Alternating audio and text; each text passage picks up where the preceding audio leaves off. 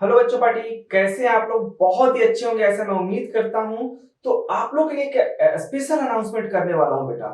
आप लोग को 11th और 12th के सभी subject, math, physics, chemistry, biology, सभी सब्जेक्ट का आपको फ्री ऑफ कॉस्ट, मतलब एक भी रुपए कोई बिना चार्ज के, मैं आपको बोर्ड लेवल, एनडीए, आईआईटी, इन तीनों एग्जाम का कंप्लीट प्रिपरेशन कराने वाला हूं। तो आपको क्या करना है, आप हमारे प्लेलिस्ट में जाके ए टू जेड सभी सब्जेक्ट का, आप कोई भी चैप्टर पढ़ना चाहते हैं, आप प्लेलिस्ट में जाके वहां पर सीक्वेंस वाइज लेक्चर वीडियो में सिलेक्ट कर दिया हूं, आप वहां पे जाके पढ़ सकते हैं। अगर आप सच में मेहनत करना चाहते हैं और अपनी मंजिल को पाना चाहते हैं बच्चा पार्टी, तो आपको फ्री ऑफ कॉस्ट कोटा में जो पढ़ाया जाता है, जो टॉप 100 बच्चों को जो मटेरियल पढ़ाई जाती है, वो मटेरियल मैं आपको फ्री ऑफ कॉस्ट प्रोवाइड करने वाला हूं। तो आपको क्या करना है, सबसे पहले पूरे लेक्चर वीडियो, जो लेक्चर वीडियो आप पढ़ना चाहते हैं, तो आप उस लेक्चर वीडियो का सीक्वेंस वाइज वीडियो मैंने बना रखा है, आप उसको प्रॉपर देखिए, हेडफोन लगा लीजिए और उसको नोट करते जाइए बेटा। नोट करना बहुत ज्यादा इंपॉर्टेंट है, तो नोट कीजिए। और आप नोट करके आपका जब चैप्टर कंप्लीट हो जाए, तो आपको डिस्क्रिप्शन बॉक्स में मैं नंबर दे दिया हूं, आप उस नंबर पे कॉल कर सकते हैं और आप वहां पर test series free of cost दे सकते हैं, जो कि क्रॉस इंडिया के लेवल पे है। इंडिया के सभी जगह के बच्चे टेस्ट वहां देते हैं और आप वहां पे रैंक भी पा सकते हैं। तो ये दो बातें बहुत इंपॉर्टेंट है, एक तो मटेरियल फ्री आपको हम दे रहे हैं, दूसरा बात कि आपको टेस्ट सीरीज भी फ्री है, कोई 1 रुपए का भी चार्ज हम नहीं कर रहे हैं, फ्री ऑफ कॉस्ट आपके लिए मैं ला रहा हूं बेटा। ये जो जितने भी इंडिया में कोचिंग है, कोचिंग के नाम पे ही पेरेंट्स डर जाते हैं, लाखों लाखों रुपए लिए जाते हैं आपसे, और मटेरियल के नाम पे क्या दिया जाता है आपको भी पता है। मैं आपको बेस्ट मटेरियल प्रोवाइड करूंगा। अगर आप ये पूरे लेक्चर वीडियो सीक्वेंस वाइज देख लेते हैं, प्रॉपर नोट्स बना लेते हैं, तो 100% आपका सिलेक्शन होगा। तो आप प्लीज आप प्रॉपर इसको नोट्स बना के आप एक अलग से सेपरेट कॉपी बनाइए, उसमें टोटल चीजें नोट कीजिए। एक बात और, मैं आपको टेस्ट सीरीज फ्री में दे रहा हूं और मटेरियल फ्री में दे रहा हूं, सिर्फ आपको पढ़ने की जरूरत है। और क्या चाहिए आपको? Best material, test series free, आपके लिए सब कुछ फ्री कर रहा हूं। तो प्लीज अगर आप मुझे सपोर्ट करना चाहते हैं, तो प्लीज इस आप पूरी लेक्चर देखने के बाद आप प्लीज सब्सक्राइब जरूर कर देना, कि जिससे कि, और कम से कम एक फ्रेंड को शेयर जरूर कर देना बेटा। रात के 3 बज रहे हैं, मैं आपके लिए मेहनत कर रहा हूं, तो प्लीज आप मुझे सपोर्ट के तौर पे यही कर सकते हैं, एक दोस्त को शेयर करेंगे और सब्सक्राइब करना बिल्कुल नहीं भूलिए। कर दिए सब्सक्राइब? ठीक है, तो चलिए बिना किसी देरी का मैं चैप्टर स्टार्ट करता हूं। हमारा क्वेश्चन है the speed of a car as a function of time is shown in figure, find the distance travelled by car in 8 second and its acceleration.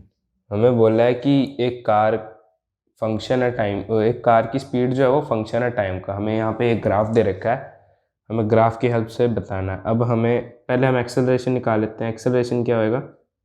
Change in speed, change in speed by time, change in speed by time. ठीक है, तो ये v minus you by T, initial speed minus final speed upon time, 20 minus 0/8। उसने बोला है 8 seconds पे हमें acceleration और उसकी डिस्टेंस बतानी है। तो ये 8 सेकेंड्स पे उसकी स्पीड क्या थी? 20, तो 20 मैंने ले ली फाइनल, इनिशियल उसकी 0 थी, 0, और टाइम 8 सेकेंड्स। अब इसको सॉल्व करेंगे तो हमारा आएगा, ये आएगा 2.55 मीटर पर सेकेंड स्क्वायर। ठीक है, ये आ गया हमारा एक्सेलरेशन। अब उसने बोला है distance travelled by car. Distance travelled by car हम क्या कर सकते हैं, हमें यहाँ पे ग्राफ दे रखा है। ग्राफ में अब हमें यहाँ पे स्पीड वर्सेस टाइम ग्राफ दे रखा है। ठीक है, तो अगर हम स्पीड वर्सेस टाइम ग्राफ दे रखा, अगर हम इतने एरिया का, ये जो एरिया अंडर कर्व है, इतने एरिया का अगर हम इतने इस जगह का अगर एरिया निकाल लें हम, तो हमारे पास डिस्टेंस आ जाएगा। ठीक है, इसका एरिया कैसे निकालेंगे? हमें ट्रायंगल पता है, ये ट्रायंगल है। अब जो है area of triangle is equal to distance. हमें जब भी ऐसे स्पीड वर्सेस टाइम ग्राफ दे रखा हो तो उसका जो एरिया आएगा उसमें हमारे पास क्या आएगा, डिस्टेंस आएगा। अगर एरिया हम निकाल लें तो डिस्टेंस यहाँ पे अगर निकालें तो half base into height, base कितना है 8 और हाइट है 20, ये आ गया 4, ये हो गया 80 मीटर। ठीक है, ये आ गया हमारा 80 मीटर डिस्टेंस। तो ये आ गया हमारा डिस्टेंस और ये हमारा 2.5 metre per second square acceleration. हमारा क्वेश्चन है figure shows the graph of velocity versus time for a particle going along the x axis. Find A the acceleration, be the distance travelled in 0 to 10 seconds and see the displacement in 0 to 10 seconds। Figure हमें यहाँ पे figure दे रखी है graph जो कि है velocity versus, ये velocity है, वेलोसिटी वर्सेस टाइम का। ठीक है, उसने बोल रहा है एक पार्टिकल एक्स एक्सिस के अलॉन्ग जा रहा है, उसका उसका ये वेलोसिटी वर्सेस टाइम ग्राफ है। तो उसने पहले पार्ट में क्या बोला है, एक्सेलरेशन। तो एक्सेलरेशन निकालते हैं हम। एक्सेलरेशन का फॉर्मूला क्या होता है, v minus you by T. v है 8/2/10। v है हमारा 8, ठीक है, फाइनल वेलोसिटी 8 है, इनिशियल वेलोसिटी 2 थी और वो 10 सेकेंड्स तक ट्रैवल कर रहा है। तो यहाँ से आ गया हमारा 6 into 10, 6/10, 0.6 metre per second square, ये आ गया हमारा एक्सेलरेशन। अब हम निकालते हैं बी पार्ट। बी पार्ट में उसने बोला है डिस्टेंस निकालना है। डिस्टेंस कैसे निकालते हैं, डिस्टेंस क्या होता है, हम बहुत तरीक़ों से निकाल सकते हैं पर हम सबसे आसान तरीका यूज़ करेंगे इस बार। हमें दे रखा है वेलोसिटी वर्सेस टाइम ग्राफ। अब वेलोसिटी वर्सेस टाइम ग्राफ का स्लोप क्या होगा, वेलोसिटी वर्सेस टाइम ग्राफ का होगा dv/dt। स्लोप निकाल के देखो, आपको पता लग जाएगा, इसका स्लोप आएगा dv/dt। और dv/dt क्या होता है, डिस्टेंस, है ना। तो मतलब अगर हम इसका एरिया भी निकालने चाहें, मतलब इतने एरिया का अगर हम वो निकालें, इतने इस जगह का अगर एरिया निकालें तो हमारे पास आ जाएगा डिस्टेंस, क्योंकि हमारे पास क्या गिवन है, वेलोसिटी वर्सेस टाइम ग्राफ। ठीक है, तो इसका अब एरिया कैसे निकालें, इसका एरिया हम ऐसे करते हैं, इसको दो पार्ट में डिवाइड कर देते हैं। ये आ गया हमारा ट्राइंगल, ये बन गया हमारा रेक्टेंगल, ये हमारा रेक्टेंगल और ये हमारा ट्राइंगल, है ना, ये हमारा ट्राइंगल बन गया। अब हम क्या करेंगे, इस ट्राइंगल का और इस रेक्टेंगल का अलग अलग एरिया निकाल के प्लस कर देंगे तो हमारे पास इस पूरे एरिया का जो है वो एरिया आ जाएगा। ठीक है, तो हम क्या करेंगे, area under graph that is triangle is equal to क्या, ये डिस्टेंस है, एरिया अंडर ग्राफ क्या आएगा, डिस्टेंस आएगा।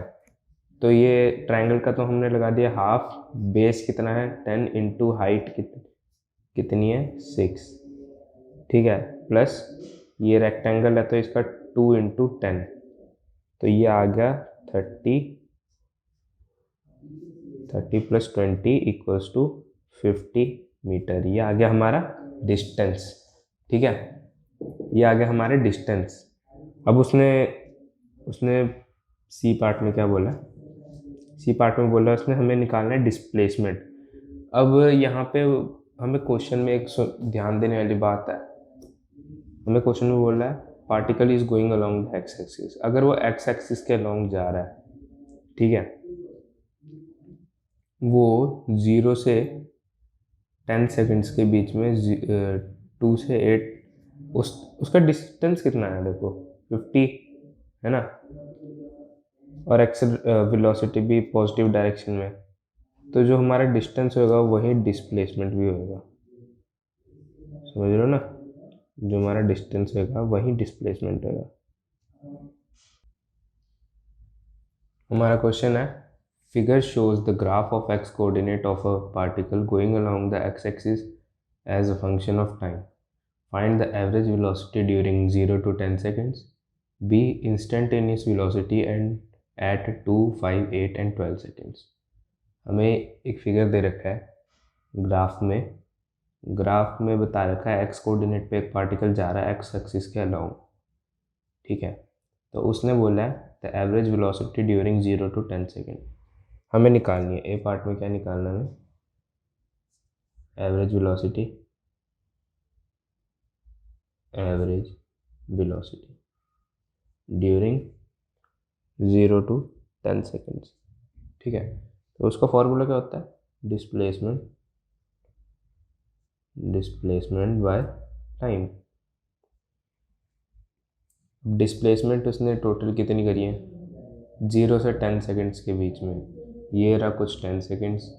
ठीक है, यहाँ पे ये 10 सेकेंड्स है, ये आ गया 10 सेकेंड्स। तो 10 सेकेंड्स में 0 से 10 सेकेंड्स के बीच में उसने कितना ट्रैवल करा, 100 में। डिस्प्लेसमेंट 100 आ गई, टाइम 10, ये आ गया 10 मीटर पर सेकेंड स्क्वायर। ठीक है, ये आ गई हमारी एवरेज वेलोसिटी।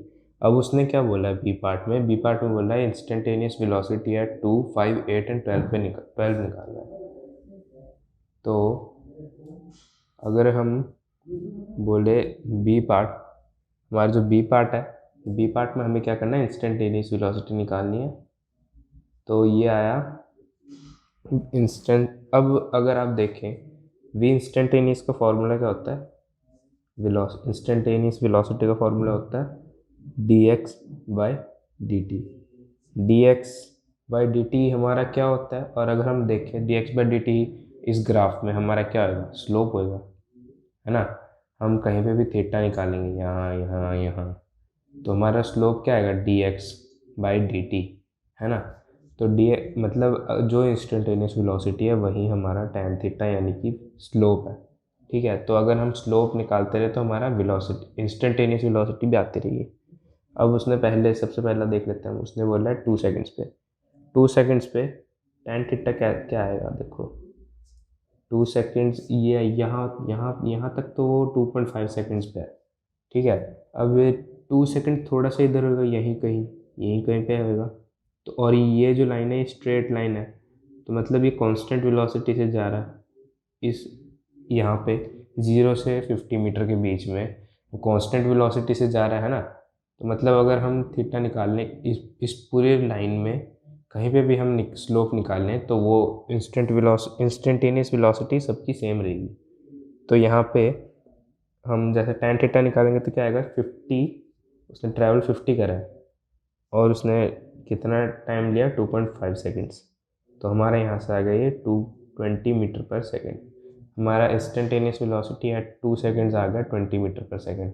अब अगर हम v एट 5 सेकेंड पे बोल रहा है अगला उसने, 5 सेकेंड पे अगर देखें, अब ध्यान से देखें 5 सेकेंड पे ग्राफ, 5 सेकेंड पे ग्राफ क्या है, एक स्ट्रेट लाइन है जो बट इंक्रीज नहीं हो रही, वो ऐसी इसका इस लाइन का मतलब समझिए आप कि जब वो 0 से 2.5 सेकेंड में उसने 50 मीटर तक ट्रैवल कर लिया, उसके बाद टाइम जा रहा है पर वो डिस्टेंस ट्रैवल नहीं कर रहा आगे, है। मतलब 2.5 सेकेंड से लेके 7.5 सेकेंड्स तक वो ऐसे ही खड़ा रहा वहीं पे, मतलब जो पार्टिकल था वो हिला नहीं, पर टाइम उसने इतना लगा लिया।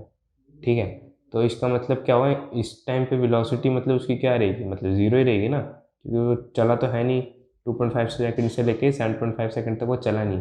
तो मतलब क्या हुआ, उसकी वेलोसिटी क्या आएगी, ज़ीरो आएगी वहाँ पे। V instantaneous velocity at 5 second उसकी क्या आएगी, ज़ीरो आएगी। अब हम निकालते हैं 8 सेकेंड पे, उसने अगला बोला 8 सेकेंड। 8 सेकेंड पे अगर आप देखें तो 8 सेकेंड एग्जैक्टली इसके थोड़ा इस लाइन पे पड़ेगा, मतलब 8 सेकेंड यहीं कहीं आसपास पड़ेगा यहाँ पे। अगर यहाँ पे हम थीटा निकालें, यहाँ पे इसका स्लोप निकालें तो वो क्या होगा, 50 बाय 2.5, तो ये आ गया 20 मीटर पर सेकेंड। ठीक है, ये आ गया हमारा v instantaneous velocity eight 8 second. अब हम निकाल लेते हैं 12 सेकेंड पे, instantaneous velocity eight 12 second. 12 second पे वो क्या है, हम ग्राफ को देखें तो 12 सेकेंड यहाँ पे आसपास कहीं पे है, तो यहाँ पे ग्राफ नीचे की तरफ जा रहा है और एंगल हमारा बन रहा है ये। ठीक है, मतलब नेगेटिव हमारा एंगल अब नेगेटिव में जा रहा है, हमारा एंगल ऐसे है और हम नॉर्मली एंटी क्लॉकवाइज एंगल मापते हैं, यहाँ पे हमें क्लॉकवाइज नापना पड़ेगा। मतलब यहाँ पे एंगल क्या होगा, नेगेटिव, तो इसकी वैल्यू क्या आएगी, नेगेटिव। तो ये आया 100/5 और ये इसकी वैल्यू क्या होगी नेगेटिव में, तो ये आ जाएगा -50 मीटर पर सेकेंड स्क्वायर। ये आ गया हमारे इंस्टेंटेनियस वेलोसिटीज। हमारा क्वेश्चन है find from the velocity time plot shown in figure find the distance travelled by the particle during the first 40 seconds, also find the average velocity during this period. वो कह रहा है हमें यहाँ पे एक वेलोसिटी टाइम प्लॉट दे रखा है और उसने बोला है find the distance travelled by the particle in first 40 second, मतलब पहले 40 सेकेंड में उसने कितना डिस्टेंस ट्रेवल करा हमें ये निकालना है और साथ ही साथ हमें उसकी एवरेज वेलोसिटी भी फाइंड करनी है इस टाइम पीरियड के अंदर। पहले तो हम निकाल लेते हैं उसका डिस्टेंस। अब डिस्टेंस कैसे आएगा, इस ग्राफ में टोटल जितना भी एरिया है, ये जो एरिया है ये अगर हम ये एरिया निकाल लेंगे तो ये हमारा आ जाएगा डिस्टेंस। तो क्या है ये area under graph is equal to distance, ये आ जाएगा हमारा डिस्टेंस के बराबर। उसका फॉर्मूला क्या होगा, half base into height plus half base into height, है ना। एक पहले इस ट्रायंगल का एरिया प्लस करेंगे हम, फिर इस ट्रायंगल का एरिया प्लस करेंगे, इन दोनों को प्लस करके ये आएगा हाफ 20 इंटू 5, ये 20 सेकेंड्स हो गए। उसके बाद 5 इसकी इतनी हाइट होगी, बेस हमारा 20 हाइट 5, तो ये आ गया 5 इन प्लस हाफ 20 इंटू 5, ये इससे हमारा इसको सॉल्व करेंगे तो हमारा आएगा 100 मीटर। ये आ गया हमारा डिस्टेंस, ठीक है। अब हम निकालेंगे एवरेज वेलोसिटी, एवरेज वेलोसिटी क्या आएगा। अब उसने एवरेज वेलोसिटी क्या होता है, टोटल डिस्प्लेसमेंट बाय टाइम। अब यहाँ पे अगर आप ध्यान से देखें, हमारा डिस्प्लेसमेंट जो है वो टोटल 0 है। कैसे है, डिस्प्लेसमेंट में हम जो है वो पॉजिटिव और नेगेटिव लेके चलते हैं, मतलब उनके साइंस भी यूज़ करते हैं। तो यहाँ पे अगर आप ग्राफ में देखोगे, इधर अगर ग्राफ में देखोगे तो ये तो पॉजिटिव साइड है, मतलब ऊपर की तरफ है ना। यहाँ पे वेलोसिटी 5 मीटर पर सेकंड की है और यहाँ पे वेलोसिटी -5 की, मतलब ये नेगेटिव में आएगा, है ना। यहाँ पे तो डिस्टेंस निकालना था इसलिए हमने कोई साइंस कंसीडर नहीं करे, साइन कन्वेंशन कंसीडर नहीं करे, पर यहाँ पे हमें डिस्प्लेसमेंट निकालना है, डिस्प्लेसमेंट पता करना है हमें, डिस्प्लेसमेंट कितना है, तो उसके लिए हमें साइन यूज़ करने पड़ेंगे। तो इस एरिया का ट्राइंगल जो होगा, मतलब जो डिस्टेंस होगा वो पॉजिटिव होगा और इसका डिस्टेंस इसका भी पॉजिटिव होगा, पर डिस्प्लेसमेंट इसका पॉजिटिव होगा, डिस्प्लेसमेंट इसका नेगेटिव होगा। अब दोनों का एरिया तो सेम है तो ये दोनों आपस में कैंसिल कर देंगे, मतलब ये पॉजिटिव डिस्प्लेसमेंट और ये नेगेटिव डिस्प्लेसमेंट आपस में क्या आ जाएगा, 0 आ जाएगा। तो हमारा जो टोटल डिस्प्लेसमेंट आ गया 0 आ गया। तो इसके नीचे टाइम जितना मर्जी रहे, हमारा डिस्प्लेसमेंट, हमारा जो एवरेज वेलोसिटी है वो 0 मीटर पर सेकंड आ गया, है ना। हमारा क्वेश्चन है figure shows xt graph of a particle, find the time t such that the average velocity of the particle during the period 0 to t is 0।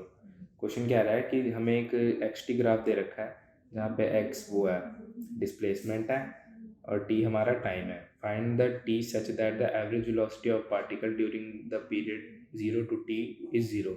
वो कह रहा है हमें ऐसा टाइम निकालना है जहाँ पे जो 0 to t जो उसकी एवरेज वेलोसिटी हो पार्टिकल की वो भी 0, ठीक है।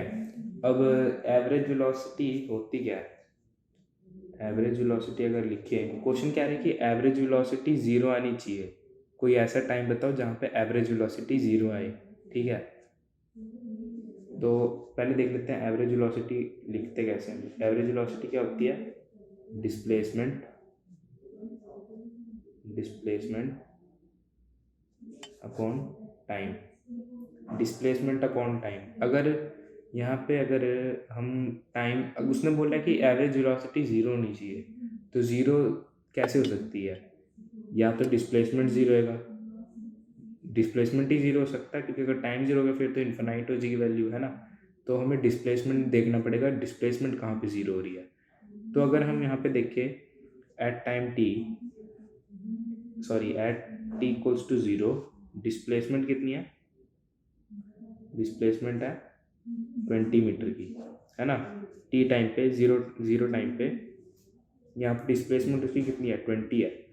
तो और वहीं अगर देखें हम यहाँ पे एकदम एग्जैक्ट इस पॉइंट पे भी डिस्प्लेसमेंट कितनी है, 20 है। तो ये जो टाइम है हमारा, इस जगह पे भी डिस्प्लेसमेंट 0 है हमारी, क्योंकि वो घूम फिर के वापस उसी डिस्प्लेसमेंट पे आ गया, है ना उसने। तो ये कुछ 12 सेकंड के अराउंड होएगा, ठीक है।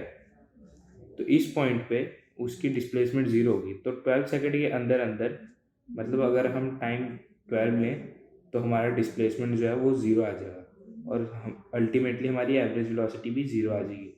सो at t equals to 12 the average velocity is 0, ठीक है। हमारा क्वेश्चन है, a particle starts from a point A and travel along the solid curve shown in figure, find approximately the position B of particle such that the average velocity between the positions A and B has the same direction as the instantaneous velocity at B।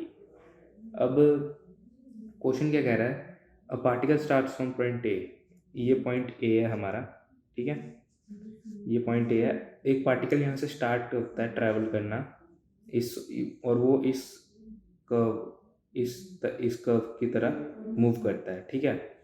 अब हमें क्या बोल रहा है वो निकालने को, approximately the position B, हमें एक पोजीशन बी निकालनी है पार्टिकल की, जिसमें ताकि उसकी जो average velocity between the point A, मतलब पॉइंट ए और जो भी हमारा पॉइंट बी होगा उसके बीच में जो एवरेज वेलोसिटी होगी उसकी डायरेक्शन सेम होगी इंस्टेंटेनियस वेलोसिटी के, ठीक है। इंस्टेंटेनियस वेलोसिटी और एवरेज वेलोसिटी की डायरेक्शन सेम होनी चाहिए, हमें एक ऐसा पॉइंट बी निकालना है, ठीक है। तो अब इंस्टेंटेनियस वेलोसिटी क्या होती है, इंस्टेंटेनियस वेलोसिटी होती है स्लोप, इंस्टेंटेनियस वेलोसिटी जो होती है वो होती है स्लोप। अब स्लोप हम किसी भी कर्व में कैसे लिखते हैं, एक टेंजेंट बना के दिखाते हैं स्लोप को, है ना। स्लोप की डायरेक्शन क्या होती है, टेंजेंट होती है, किसी भी कर्व में एक टेंजेंट बना दे अगर हम, तो वो बन जाती है उसकी स्लोप। अब अगर हम पॉइंट बी कहीं यहाँ पे लें, अगर हम यहाँ पे पॉइंट बी लें, देखो ये पॉइंट बी ले लिया हमने, तो हमारा जो ए बी होएगा, पोजीशन ए बी, तो वो ये हो जाएगी, है ना। ये हमारा ए बी वैक्टर बन जाएगा, डिस्प्लेसमेंट वेक्टर, ये हमारा डिस्प्लेसमेंट वेक्टर आ गया जो उसने और डिस्प्लेसमेंट आ गई, तभी तो एवरेज वेलोसिटी निकलेगी ना। देखो एवरेज वेलोसिटी की फॉर्मूला क्या होता है, डिस्प्लेसमेंट ओवर टाइम, है ना। तो ये आ गया हमारा ए बी वैक्टर, मतलब डिस्प्लेसमेंट। अब उसने बोला है अब जो क्या होता है, एवरेज वेलोसिटी का जो डायरेक्शन होता है वो डिस्प्लेसमेंट के डायरेक्शन में ही होता है, ठीक है। तो एवरेज वेलोसिटी का डायरेक्शन इस डायरेक्शन में होगा, है ना, क्योंकि डिस्प्लेसमेंट वेक्टर भी हमारा इसी डायरेक्शन में है।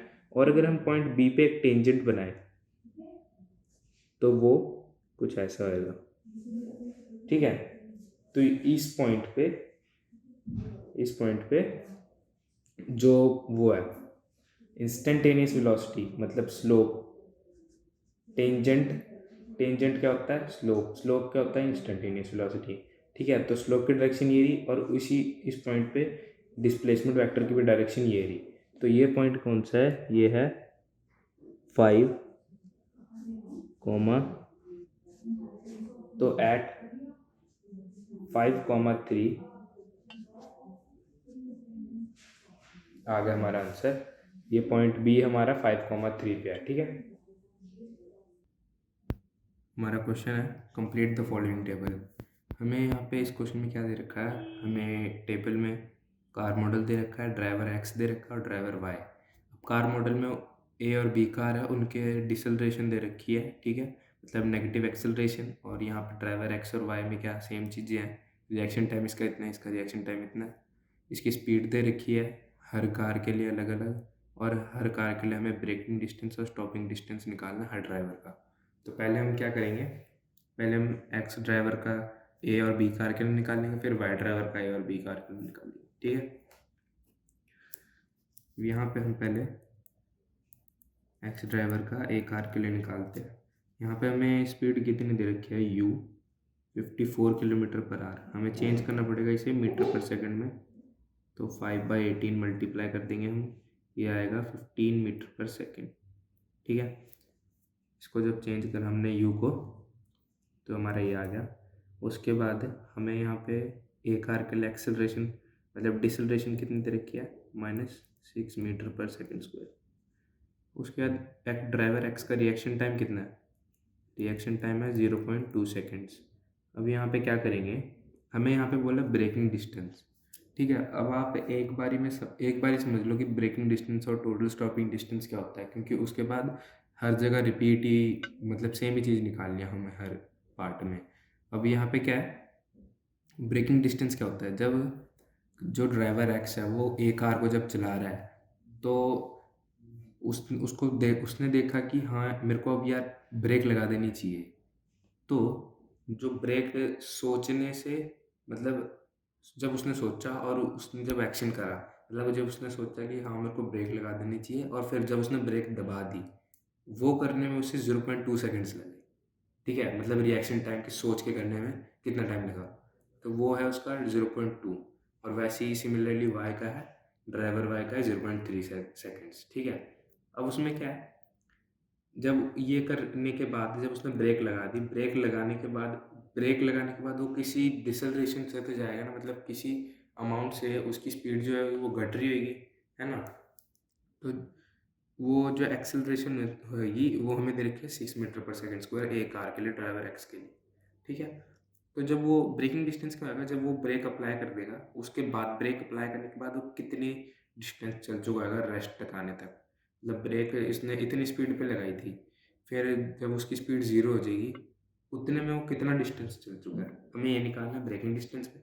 और टोटल स्टॉपिंग डिस्टेंस में क्या निकालना है, उसमें रिएक्शन टाइम भी ऐड हो जाएगा कि उसने जब सोचा कि हाँ मेरे को ब्रेक लगा देनी चाहिए, तो वो इतने सेकंड में जो जितना चलेगा प्लस ब्रेकिंग डिस्टेंस। ठीक है, अब सिंपली हम निकाल लेते हैं कि कैसे निकलेगा ये आंसर। अब उसने बोला है कि ब्रेकिंग डिस्टेंस निकालना है, ब्रेकिंग डिस्टेंस कैसे निकालेंगे, हमें इस इक्वेशन का यूज करेंगे, Newton's third equation of motion, v² u² plus 2as। अब यहाँ पे v² जो है वो तो 0 है।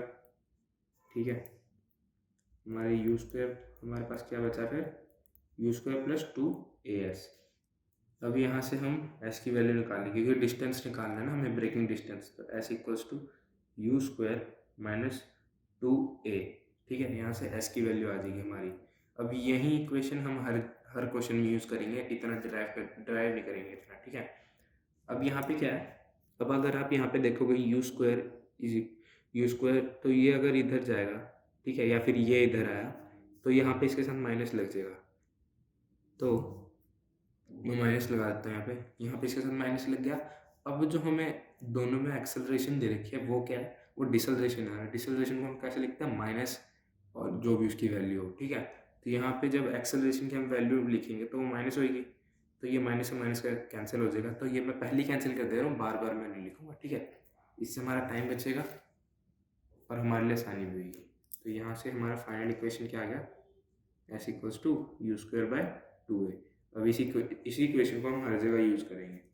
अब यहाँ पे पहले ब्रेकिंग डिस्टेंस निकाल लेते हैं, s इक्वल्स टू हमें u कितना दे रखा है 15 मीटर, इसका स्क्वायर करेंगे तो ये आएगा 225 अपॉन 2a, मतलब 2 इंटू 6, ये 12 हो जाएगा, इसको कैंसिल करेंगे तो ये आएगा 19। ठीक है, अब ये जो है ये हमारा क्या है, ये है हमारा ब्रेकिंग डिस्टेंस, ये जो है हमारा 19 मीटर, ये है हमारा ब्रेकिंग डिस्टेंस। ठीक है, अब हमें क्या निकालना है, ये आ गया हमारा ए पार्ट, मतलब जो ए चीज़ निकालनी थी हमें। अब हमें निकालना है बी, टोटल स्टॉपिंग डिस्टेंस। उसके लिए हम क्या करेंगे, रिएक्शन टाइम का डिस्टेंस भी ऐड करेंगे। अब रिएक्शन टाइम के लिए रिएक्शन टाइम डिस्टेंस कैसे निकालेंगे हम,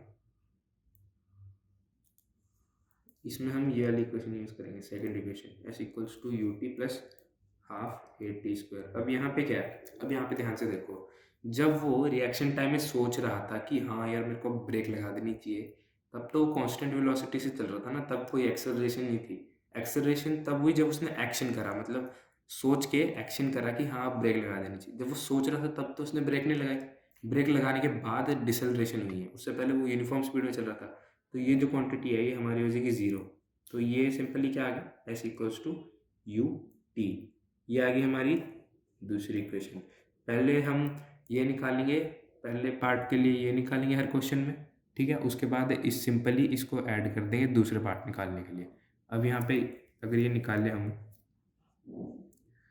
तो इसको लिख लेते हैं, एस इक्वल्स टू यू हमारे पास कितना है 15, रिएक्शन टाइम उसका कितना है 0.2, तो ये आ गया 3।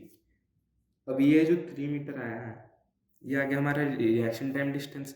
अब हमें टोटल स्टॉपिंग डिस्टेंस निकालने के लिए क्या करना पड़ेगा, टोटल स्टॉपिंग डिस्टेंस निकालने के लिए हम 3 मीटर प्लस ब्रेकिंग डिस्टेंस को ऐड कर देंगे।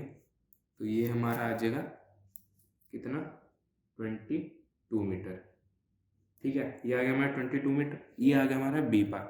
अब हम क्या करेंगे, ड्राइवर एक्स का ही कार बी के लिए निकालेंगे।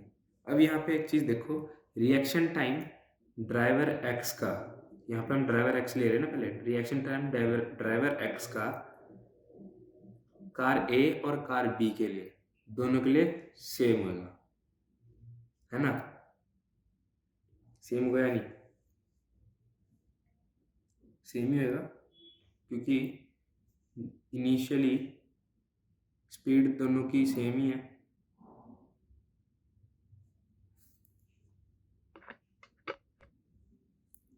है ना, इनिशियली दोनों की स्पीड सेम है। तो यहाँ पे जो हमारा रिएक्शन टाइम डिस्टेंस होएगा वो सेम ही रहेगा, मतलब 3 मीटर रहेगा। हमें बस अभी क्या निकालना है, हमें निकालना है ब्रेकिंग डिस्टेंस, फिर हम बस सिंपली 3 ऐड कर देंगे। तो पहले हम निकाल लें, अगर ब्रेकिंग डिस्टेंस, उसकी इक्वेशन क्या निकाली थी, s equals to you square by 2a, है ना। तो इसमें हमारे पास u तो वहीं सेम ही है इस वाले में, देखो यहाँ पे अगर देखें हम, यहाँ पे u हमें कितना दे रखा है, स्पीड 54 किलोमीटर, मतलब सेम ही है उसकी, है ना। तो यहाँ पे हम सिंपली वैल्यूज पुट करेंगे अगर, तो आया 15 स्क्वायर अपॉन 2। इसका एक्सेलरेशन हमें कितना दे रखा है, इसका एक्सेलरेशन देखने वाली चीज़ है, इसका एक्सेलरेशन हमें दे रखा है 7.5 मीटर पर सेकेंड स्क्वायर। इसको अगर हम सिंपल भाषा में लिखें तो ये आएगा 15/2, ठीक है। अब ये जो 15/2 है इसको हम यहाँ पे पुट करें अगर, तो ये तो आगे 15 का स्क्वायर इंटू 2, जो a लिखेंगे 15/2, ये यहाँ पे 2 ऊपर जाएगा, ये यहाँ पे 2 से 2 कटा, 15 से 15 कटा, ये आया 15 मीटर। अब यहाँ पे हमारा टोटल स्टॉपिंग, सॉरी यहाँ पे हमारा ब्रेकिंग डिस्टेंस क्या है 15 मीटर। अब अगर हमें टोटल स्टॉपिंग डिस्टेंस निकालना है तो ये जो है ये हमारा ई पार्ट है, ठीक है, ई इक्वल्स टू 15 मीटर आएगा। अगर अब हमें एफ निकालना है, एफ में क्या है, टोटल स्टॉपिंग डिस्टेंस, तो हम इसमें क्या करेंगे, सिंपली एफ निकालने के लिए 15 में 3 ऐड कर देंगे। यहाँ पे अभी लिखा था ना ऊपर, यहाँ पे ये s equals to u t है, यू हमारा वही है 15 और टी हमारा हम ड्राइवर एक्स के लिए कर रहे हैं, उसका कितना है 0.2, सिंपल वही 3 आया था। तो यहाँ पे इसको करेंगे कितना आएगा 18 मीटर। अब ये आया है, ये जो है हमारा एफ है, ठीक है। अब हम करते हैं ड्राइवर वाई के लिए, ठीक है। अब हम करते हैं वाई के लिए, ड्राइवर वाई फॉर कार ए। अब यहाँ पे हम लिख लेते हैं, हमें इसमें स्पीड कितनी दे रखी है 72 किलोमीटर पर आवर, इसमें हमें स्पीड दे रखी है 72 किलोमीटर पर आवर। इसको हम चेंज करेंगे अगर मीटर पर सेकंड स्क्वायर में, तो ये आएगा 20 मीटर पर सेकंड में, ठीक है। और इसका रिएक्शन टाइम हमें कितना दे रखा है 0.3, और एक्सेलरेशन फॉर कार ए, मतलब डिसलरेशन ऑफ कार ए कितना दे रखा है हमें -6, ठीक है। अब हमें निकालना क्या है, हमें निकालना ब्रेकिंग डिस्टेंस। हमने अभी पिछले पार्ट में क्या देखा था, कितना आ रहा था, s equals to you square by 2a, ठीक है। यहाँ पे u कितना 20 इंटू 20/2 इंटू 6, इसको कैंसिल करेंगे तो ये आया हमारा ये आएगा हमारा 33.33, तो अप्रोक्सीमेटली हम इसे लिख लेते हैं 33 मीटर। अब ये क्या है हमारा, यह है हमारा ब्रेकिंग डिस्टेंस, ठीक है, यह है हमारा ब्रेकिंग डिस्टेंस। अब हमें क्या निकालना है, टोटल स्टॉपिंग डिस्टेंस। तो हम इसमें क्या करेंगे, हम इसमें रिएक्शन टाइम डिस्टेंस ऐड कर लेंगे। ये जो है रिएक्शन टाइम डिस्टेंस ऐड करेंगे, और रिएक्शन टाइम डिस्टेंस के लिए हमने क्या निकाला था, UT। अब यहाँ पे U कितना है, 20 मीटर पर सेकेंड, और टाइम हमारा कितना है इसका, 0.3 है। तो ये कितना है, ये आया 6, है ना, ये आया 6, मल्टीप्लाई करेंगे तो आएगा 6। अब हमें निकालना total stopping distance, total stopping distance, तो ये आ गया सिंपली 33 में 6 ऐड कर दो, ये आ गया हमारा 39 मीटर, ठीक है। ये आ गया हमारा वाई ड्राइवर के लिए, ए कार के लिए, ठीक है। अब हम क्या करेंगे, वाई ड्राइवर बी कार के लिए, ठीक है। और सिंपल है, हमें वही निकालना है। एस हमारा पिछली बारी क्या था, U²/2a, इसमें U हमारा वही सेम है, 20 × 20, ठीक है।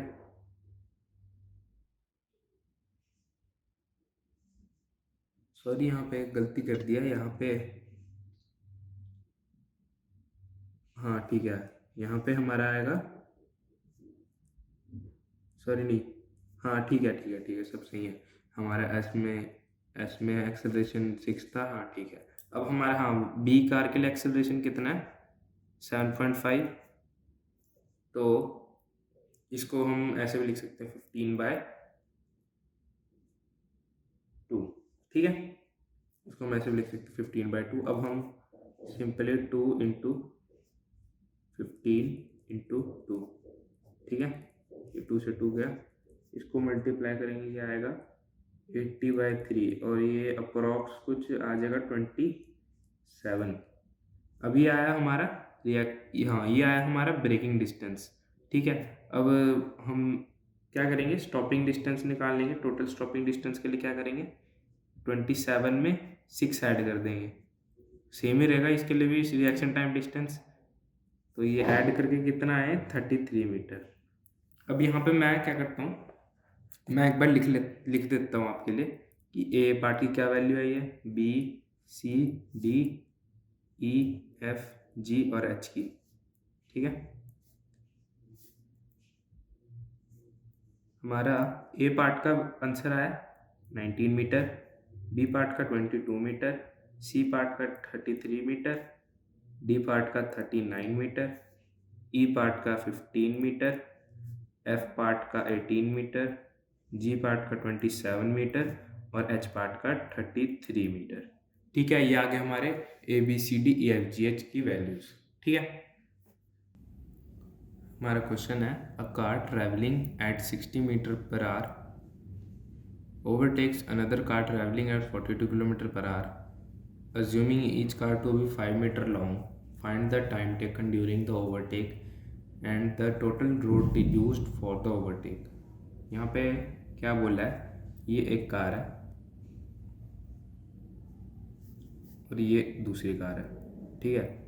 यहाँ पे हर कार का जो लेंथ है वो 5 मीटर मानने होगा, 5 मीटर, ठीक है। ये कार जो है 60 किलोमीटर पर आवर की स्पीड से चल रही है, इसको अगर हम चेंज करें तो ये आएगा 16.66 मीटर पर सेकेंड, ठीक है। और ये कार जो है दूसरी कार, ये चल रही है 42 किलोमीटर पर आवर की स्पीड से, इसको चेंज करेंगे तो आएगा ये 11.66 मीटर पर सेकेंड। यहाँ पे क्या बोला है कि जो ये वाली कार है ये इसे ओवरटेक करती है, मतलब क्योंकि इसकी स्पीड ज़्यादा है तो ये ऑब्वियस सी बात है ये यहीं ओवरटेक करेगी ना। तो हमें ओवरटेक जब करा है तो हमें ये बताना है कि कितना टाइम लिया है उसने ओवरटेक करने के लिए और कितना रोड यूज़ हुआ ओवरटेक के लिए, ठीक है। अब ओवरटेक का आप लोग थोड़ा सीन समझो कैसा है। ये है पहली, ये दूसरी कार है, ठीक है, ये पहली कार है। अब यहाँ पे अगर इस कार को ओवरटेक करना है तो यहाँ पे क्या करना पड़ेगा, इसे यहाँ से तो निकलना ही पड़ेगा। उसके बाद जब ये केस हो जाएगा तभी ओवरटेक माना जाएगा, ठीक है। जब इसका फ्रंट इससे निकल के इसके बैक, इसके फ्रंट का और इसके बैक का क्रॉस हो जाए, मतलब ये इससे क्रॉस हो जाए, जब ऐसा केस होएगा, ये फर्स्ट कार है, ये सेकंड कार है, ठीक है। जब ये यहाँ से चल के यहाँ पे आ जाएगा तब ओवरटेक माना जाएगा, ठीक है। अब ओवरटेक, अब यहाँ पे इस कार ने कितना डिस्टेंस चला, 5 मीटर इसका चला ओवरटेक करने के लिए और 5 मीटर इसका चला ओवरटेक करने के लिए अपना खुद का, ठीक है। तो टोटल ओवरटेक करने के लिए उसे कितना करना पड़ेगा, 10 मीटर्स चलना पड़ेगा, ठीक है। अब यहाँ पे क्या है, यहाँ पे जो 10 मीटर वो चलने के बाद ओवरटेक माना जाएगा उसका, जब वो चला यहाँ से 10 मीटर बाद ओवरटेक माना जाएगा। अब यहाँ पे इन दोनों की रिलेटिव स्पीड निकालनी पड़ेगी हमें, क्योंकि ये ओवरटेक कर रहा है और दोनों अपोजिट डायरेक्शन में है, सॉरी अपोजिट नहीं, सेम डायरेक्शन में है। तो अगर हम इनकी रिलेटिव स्पीड निकालें तो ये कितना होगा, v2 with respect to v1, v2 minus v1, ये कितना 16.66 माइनस 11.66, ये आ गया 5 मीटर पर सेकेंड, ठीक है। तो इन दोनों के बीच की जो रिलेटिव वेलोसिटी होगी वो होगी 5 मीटर पर सेकेंड। अब हमें क्या निकालना है, हमें बोला है कि time taken during the overtake. अब इन दोनों के बीच की स्पीड इतनी है, ठीक है। अब ऐसा तो नहीं है कि ओवरटेक ये कर रहा है, ये ऐसे रेस्ट पे है और ये बस निकल गया यहाँ से, ऐसा तो नहीं है, दोनों की स्पीड से चल रही हैं। तो हमें इन दोनों के बीच का रिलेटिव वेलोसिटी निकालना पड़ेगा अगर हमें इक्वेशन में पुट करना है तो, ठीक है। तो ये आ गया 5 मीटर पर सेकेंड। इक्वेशन क्या है, t equals to distance upon velocity. Distance हमें कितना ट्रैवल करना पड़ेगा ओवरटेक करने के लिए, 10 मीटर चलना पड़ेगा। और वेलोसिटी उनकी कितनी है, मतलब यहाँ पे जो वेलोसिटी है, रिलेटिव वेलोसिटी है, ये कितनी है, 5 है। तो उसे जो है टोटल 2 सेकंड लगेंगे ओवरटेक करने के लिए, ठीक है। अब ये आ गया हमारा टाइम टेकन। अब उसने बोला है total road distance used for overtake. अब यहाँ पे क्या है, ऐसा तो नहीं कि कार ने 10 सेकंड ही, मतलब 10 मीटर ही चला, क्योंकि दोनों कार मूविंग है, तो उसे ये भी आगे आगे बढ़ रही होगी, साथ में ये भी आगे आगे बढ़ रही होगी।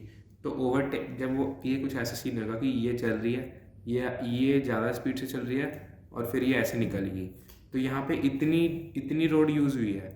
ऐसा तो नहीं कि खड़ी थी ये आके ऐसे निकल गई, यहाँ पे ये भी चल रही है, साथ साथ ये आगे निकल रही है, तो यहाँ पे कुछ रोड यूज़ हुई है ना, क्योंकि दोनों मूव हो रही है। तो हमें वही टोटल रोड यूज़ बताना है, वो कितना आएगा, total road distance used for overtake, वो कितना आएगा। अब यहाँ पे ये जो है, ये कार कितना ट्रैवल करेगी, प्लस 5 मीटर एक्स्ट्रा।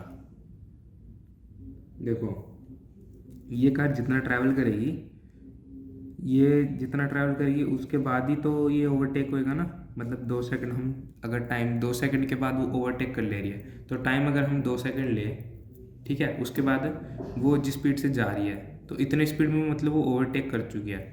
ओवरटेक कर चुकी है मतलब वो इसके साथ आ चुकी है, साथ में उसे ओवरटेक करने के लिए और कितना चलना पड़ेगा, 5 मीटर एक्स्ट्रा चलना पड़ेगा। तो इसमें क्या आएगा, 16.66, इसकी इतनी वेलोसिटी से वो चल रहा था और ओवरटेक करने के लिए 2 सेकंड्स लगे, और उसे ओवरटेक करने के लिए और एडिशनल 5 मीटर चलना पड़ा। तो ये आ गया हमारा अप्रॉक्सीमेटली 38 मीटर। तो 38 मीटर उसने रोड यूज़ करी ओवरटेक करने के लिए।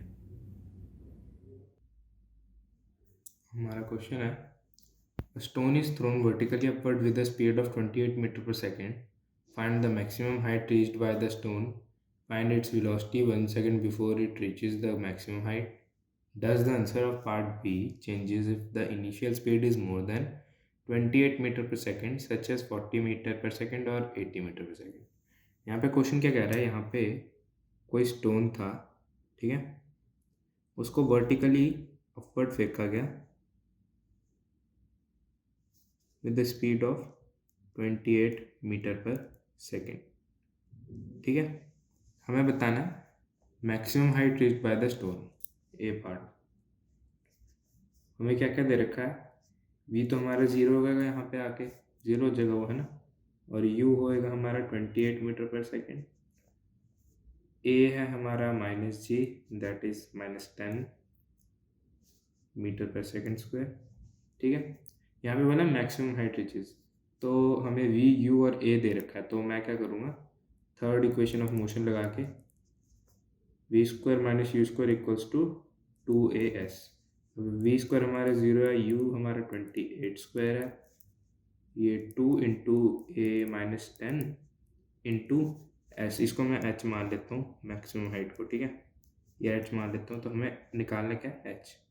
तो यहाँ से h आया हमारा -28 इंटू 28 अपॉन 20 -20 माइनस से माइनस गया, h आया हमारा कितना, 39.2 मीटर्स। ठीक है, हमारे यहाँ से आ गया h 39.2 मीटर्स। अब देखते हैं बी पार्ट। बी पार्ट में वो क्या बोल रहा है, बी पार्ट में वो कह रहा है find its velocity 1 second before it reaches the maximum height. मतलब हमें वेलोसिटी निकालनी है, कब निकालनी है, 1 सेकेंड पहले, जब वो हाइट से मैक्सिमम हाइट पे पहुंच रहा है। जैसे मान लो मैक्सिमम हाइट पे पहुंच रहा है, उससे 1 सेकेंड पहले उसकी वेलोसिटी कितनी थी। ठीक है, तो हमें वेलोसिटी निकालने के लिए पहले हमें निकालना पड़ेगा कि वो टोटल मैक्सिमम हाइट कितने टाइम में पहुंचा है। ठीक है, तभी तो हम 1 सेकेंड पहले निकाल पाएंगे ना। तो अगर हम एक्सेलरेशन वाली इक्वेशन ले तो ये हो जाएगा v minus you by T. यहाँ पे एक्सेलरेशन की जगह -g था तो मैंने -g लिख दिया। हमें निकालना है कि इसका वैल्यू है t का वैल्यू। तो v हमारा v 0 हो गया, u 28 हो गया, और ये -g 10 हो गया, माइनस से माइनस गया, ये आ गया 2.8 सेकेंड्स। ठीक है, तो 2.8 सेकेंड्स में जो स्टोन है वो अपनी मैक्सिमम हाइट तक पहुंच जाएगा। अब उसने बोला 1 सेकेंड बिफोर, मतलब 2.8 सेकेंड्स माइनस 1 सेकेंड, मतलब 1.8 सेकेंड्स पे उसकी वेलोसिटी क्या थी। तो अगर मैं फर्स्ट इक्वेशन लिखूँ मोशन की, that is v equals to u plus a t. यहाँ से v की वैल्यू आ जाएगी कितनी, 28 प्लस एक्सेलरेशन कितना है, -10 इंटू टी 1.8 का है, तो ये आया 28 minus 18, that is 10 metre per second. मतलब 1 सेकेंड पहले उसकी वेलोसिटी कितनी होगी, 10 metre per second, maximum height तक पहुंचने से 1 सेकेंड पहले। ठीक है, अब देखते हैं सी पार्ट। सी पार्ट में क्या बोल रहा है वो, सी पार्ट में कह रहा है कि does the answer of part b changes if the initial speed is more than 28 metre per second such as 40 और 80। ये क्या कह रहा है कि क्या जो पार्ट बी है, पार्ट बी का आंसर क्या है, हमारा वेलोसिटी आई है। ठीक है, मतलब अल्टीमेटली वो क्या कह रहा है, वेलोसिटी जो है, जो वेलोसिटी होगी वो क्या चेंज होगी अगर हम इनिशियल स्पीड को उस 28 मीटर पर सेकेंड से बढ़ा दें, यानी कि 40, मतलब बढ़ा दें, मतलब कितनी भी वैल्यू हो सकती है, पर 28 मीटर पर सेकेंड से ज़्यादा होनी चाहिए। तो चेक करके देख लेते हैं, है ना। अब हमने ये वेलोसिटी कैसे निकाली है, वेलोसिटी से पहले हमने क्या निकाला था, टाइम। अब मैं मान लेता हूँ, उसने कुछ भी ज़्यादा बोला तो मैं मान लेता हूँ 2u मान लेता हूँ। ठीक है, 2u मान लेता हूँ। अब क्या करता हूँ मैं, अब जब वेलोसिटी निकाली, वेलोसिटी से पहले हमने क्या निकाला था, टाइम निकाला था। टाइम, तो हमें टाइम में इक्वेशन देखें अगर, तो ये v तो 0 ही रहेगा उसमें, और u की जगह मैंने, यहाँ पे मैं t की इक्वेशन लिख रहा हूँ, u की जगह अगर मैं 2u लिखूँ, ठीक है, और नीचे g होएगा, तो ये आ गया हमारा टाइम, है ना। और अब उसने बोला 1 सेकेंड बिफोर v निकालना है, तो v की इक्वेशन क्या बनी थी, v की बनी थी u मैं 2u ले रहा हूँ प्लस a यहाँ पे मैं वही g ले रहा हूँ। ठीक है, g, और अब मैं t की जगह ये वैल्यू लिखूंगा, पर 1 सेकेंड बिफोर मतलब -1 करूंगा मैं इससे, है ना। देखो 1 सेकेंड बिफोर इसका कितना बनेगा, इस वाले से अगर टाइम लिखे तो हम, तो ये होगा 2u बाई जी -1। तो यही सेम लिख लेता हूँ मैं यहाँ पे, 2u बाई जी -1। ठीक है, इसको अगर मैं सॉल्व करूँ आगे, तो v equals to 2u plus 2u minus G, है ना। ये इससे मल्टीप्लाई होगा, जी से जी कटेगा, इधर मल्टीप्लाई ये, तो ये कितना हुआ, सॉरी यहाँ पे ये जो है ये माइनस आएगा यहाँ पे, है ना।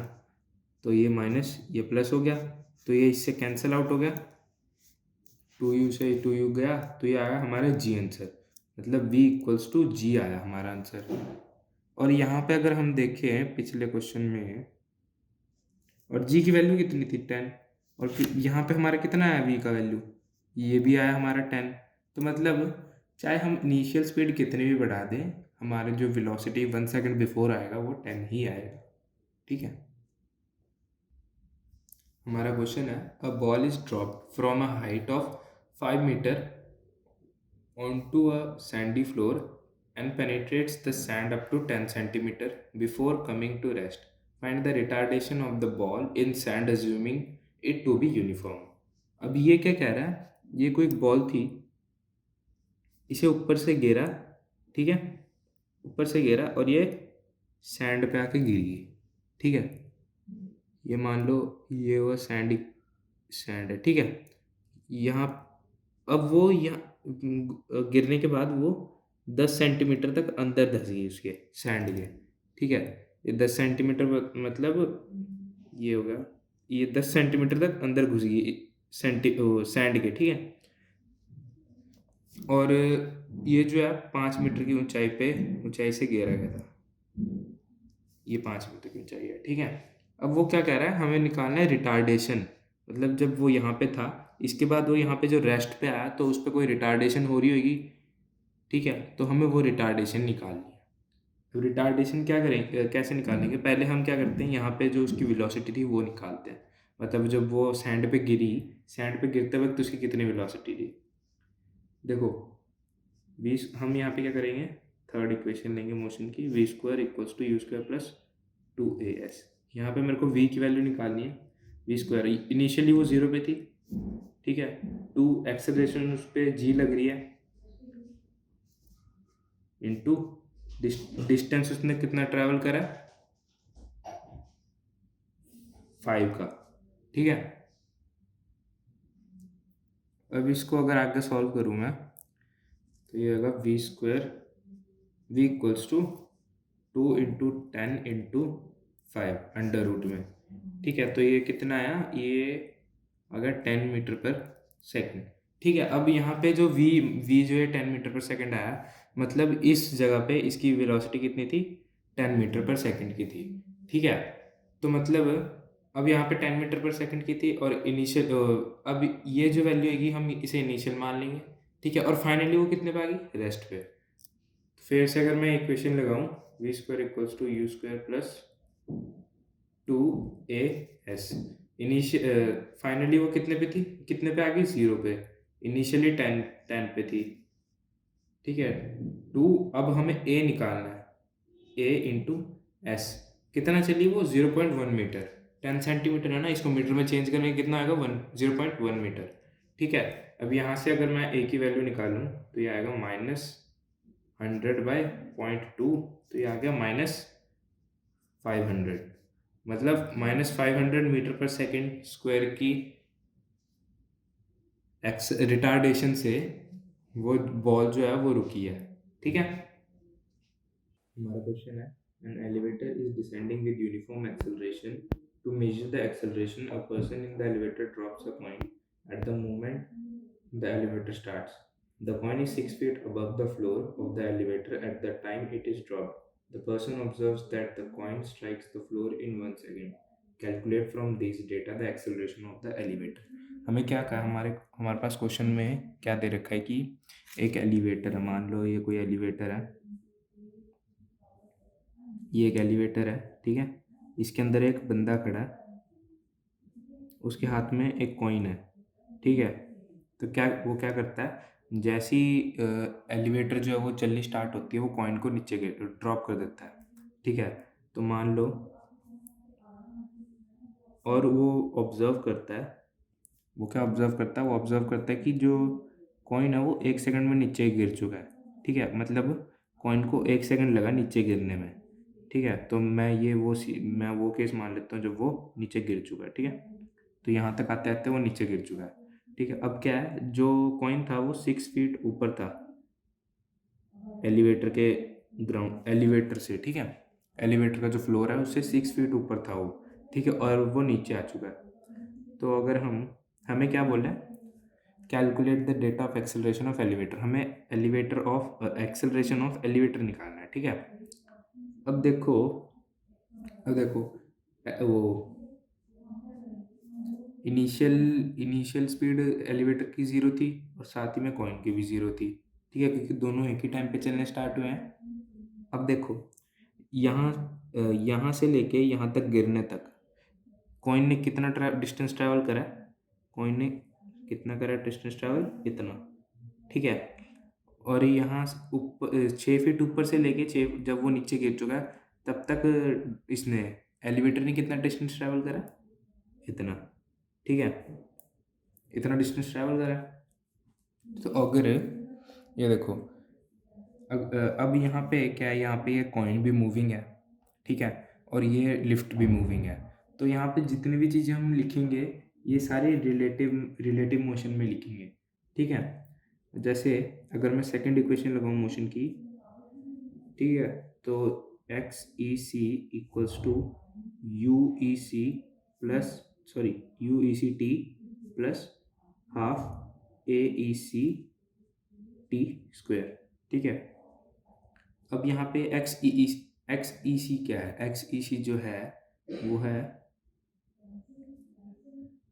Distance travelled by elevator with respect to coin. ठीक है, डिस्टेंस ट्रेवल्ड, और इसको लिखेंगे कैसे, x e minus x c. ठीक है, तो ये रिलेटिव डिस्टेंस ट्रेवल्ड आ गया ना, कि उसने कितना डिस्टेंस ट्रैवल करा है इसके रिस्पेक्ट में। तो अगर हम ये देखें एक्स ई माइनस एक्स सी क्या आएगा, ये जो है ये हमारा एक्स ई है। ठीक है, ये हमारा एक्स सी है इतना, और इतना हमारा एक्स सी है, मतलब इतना कॉइन ने डिस्टेंस ट्रैवल करा और इतना एलिवेटर ने। अब देखो इन दोनों को माइनस करने पे क्या आएगा, इसको माइनस करेंगे अगर इससे तो 6 फीट ज़्यादा रहा ना, और यहाँ पे एक्स सी की सामने माइनस है तो ये -6 आएगा, है ना, ये -6 आएगा। तो -6 मतलब एलिवेटर के रिस्पेक्ट में कॉइन -6 कम चला है, सॉरी ज़्यादा चला है। ठीक है, तो यहाँ पे अगर मैं वैल्यूज पुट करूँ तो यह -6, और इनिशियली तो दोनों ही 0 पे थी तो ये पूरी 0 होगी। अब यहाँ पे हाफ, अब यहाँ पे ए ई सी का मतलब क्या है, वही सिंपल है, acceleration of elevator with respect to coin. इसको भी हम ऐसे ही लिखेंगे, A of E minus A of C T square. T उसे यहाँ तक पहुँचने में कितना टाइम लगा, हमने क्या देखा था, इसे यहाँ से नीचे गिरने में 1 सेकंड लगता है, तो हम क्या लिख लेंगे 1 सेकंड स्क्वायर। ठीक है, यहाँ पे आएगा ये -6। तो अब यहाँ पे एक्सेलरेशन ऑफ कॉइन कितनी होगी, इसको अगर हम उधर ले जाएं, 2 को उधर ले जाए तो ये -12 इक्वल्स टू, ये हो जाएगा ए ई माइनस ए सी। अब यहाँ पे ए सी क्या है, ए सी जो है यहाँ पे सब कुछ देखो। अब जो कॉइन है, कॉइन नीचे क्यों गिर रहा है, क्योंकि उसके ऊपर ग्रेविटेशनल फोर्स लग रहा है। ठीक है, तो उसकी एक्सेलरेशन कितनी होगी, एक्सेलरेशन ड्यू टू ग्रेविटी होगी जी। अब यहाँ पे देखो सारा सिस्टम फीट में चल रहा है।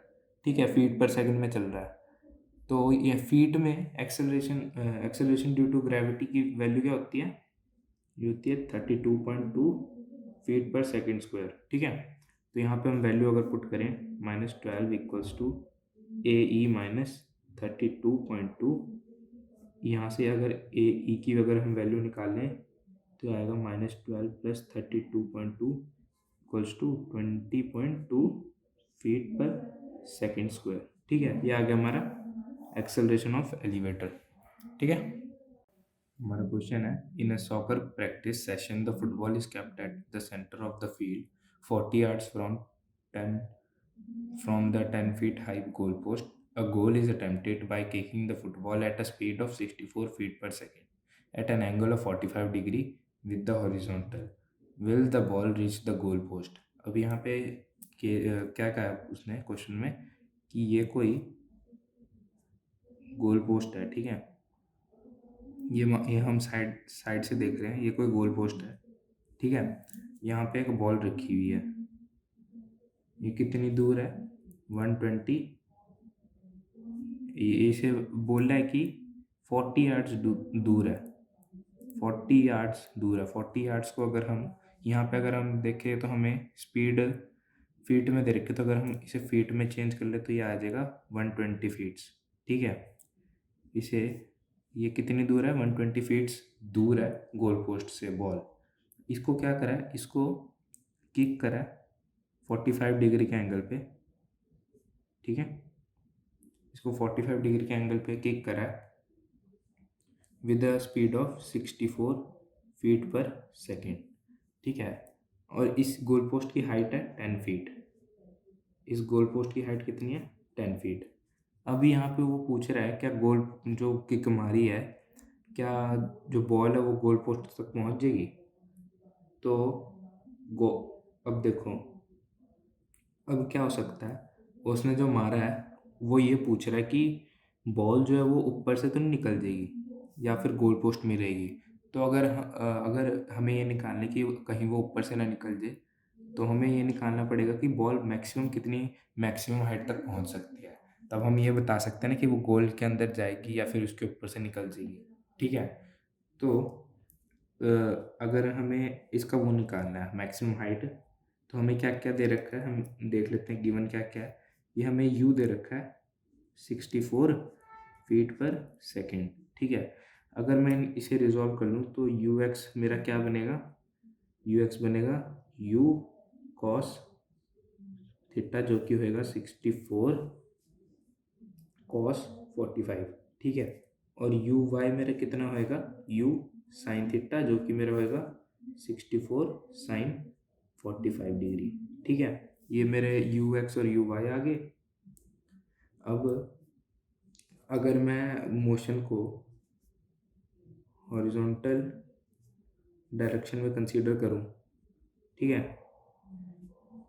तो x equals to u x t plus half a x t square. यहाँ पे हमारा जो ए एक्स है वो ज़ीरो होएगा।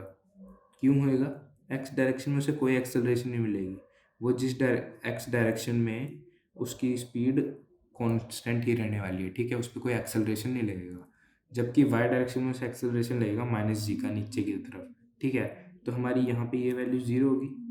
तो हमारा इसमें वैल्यूज पुट करूँ अगर मैं, तो ये होएगा 120 इक्वल्स टू 64 कॉस 45 टी। यहाँ से हमारा टी का वैल्यू आ जाएगा जो कि होगा कितना, ये आएगा हमारा 120 अपॉन 64 इंटू 1/√2।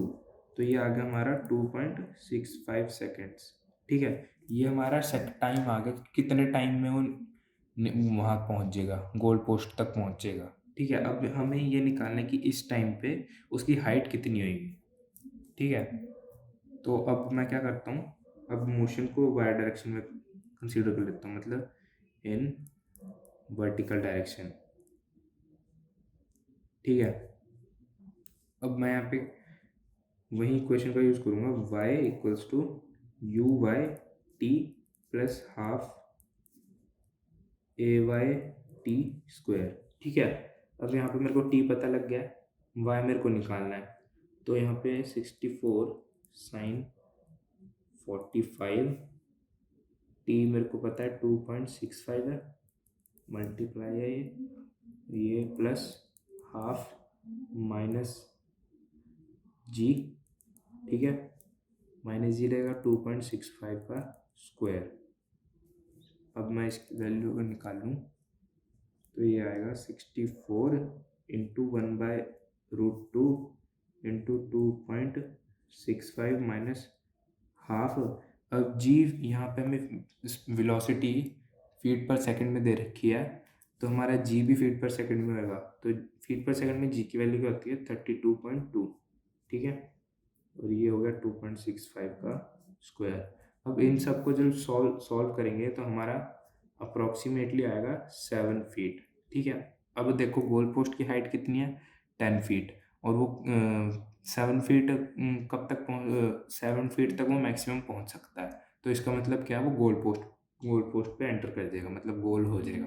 ठीक है, हमारा क्वेश्चन है, figure shows a 11.7 feet wide ditch with the approach roads of an angle of 15 degree with the horizontal.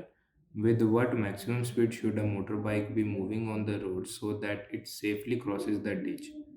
ठीक है, assume that the length of the bike is 5 feet and it leaves the road when the front part runs out of the approach road.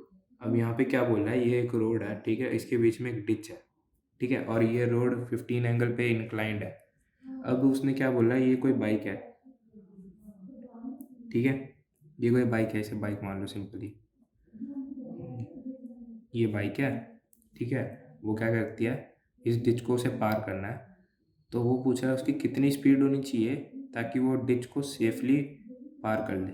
ठीक है, तो वो कुछ ऐसे जाएगा, और वो बोल रहा है वो सेफ तब होएगा जब बाइक का पिछला हिस्सा यहाँ तक पहुँचेगा। ठीक है, और इस बाइक की जो लेंथ दे रखी है वो 5 फीट की दे रखी है, मतलब 5 फीट इसकी लंबाई है बाइक की। ठीक है, तो अब यहाँ पे उसने उसको ये बताना है, तो वो देखो कुछ ऐसे ट्रैवल करके जाएगा, फिर यहाँ पे उतर जाएगा, तब जाके वो सेफ माना जाएगा ना। तो हमें ये बताना है कि उसकी स्पीड कितनी होनी चाहिए ताकि वो सेफली यहाँ पे लैंड हो जाए। ठीक है, अब यहाँ पे हमें क्या बोल रखा है, लेंथ ऑफ बाइक कितनी दे रखी है हमें, लेंथ ऑफ बाइक दे रखी है 5 फीट की। ठीक है, अब अगर मैं एक्स डायरेक्शन की बात करूँ, मतलब इस डायरेक्शन में बात करूँ, तो उसे कितना ट्रैवल करना पड़ेगा सेफली वो होने के लिए, 11.7 तो इतना चलना पड़ेगा एक्स डायरेक्शन में, मतलब सेफ रहने के लिए उसे 11 पॉइंट तो इतना चलना पड़ेगा। ऊपर से उसे अपनी 5 फीट की डिस्टेंस ट्रैवल करनी पड़ेगी, क्योंकि जब उसका बैक साइड यहाँ पे पहुँचेगा तभी हम सेफ मानेंगे ना। अब कहीं पता लगे फ्रंट यहाँ पे पहुँच गया, बैक कहीं पे लटक गया, तो वो तो सेफ नहीं होगा ना।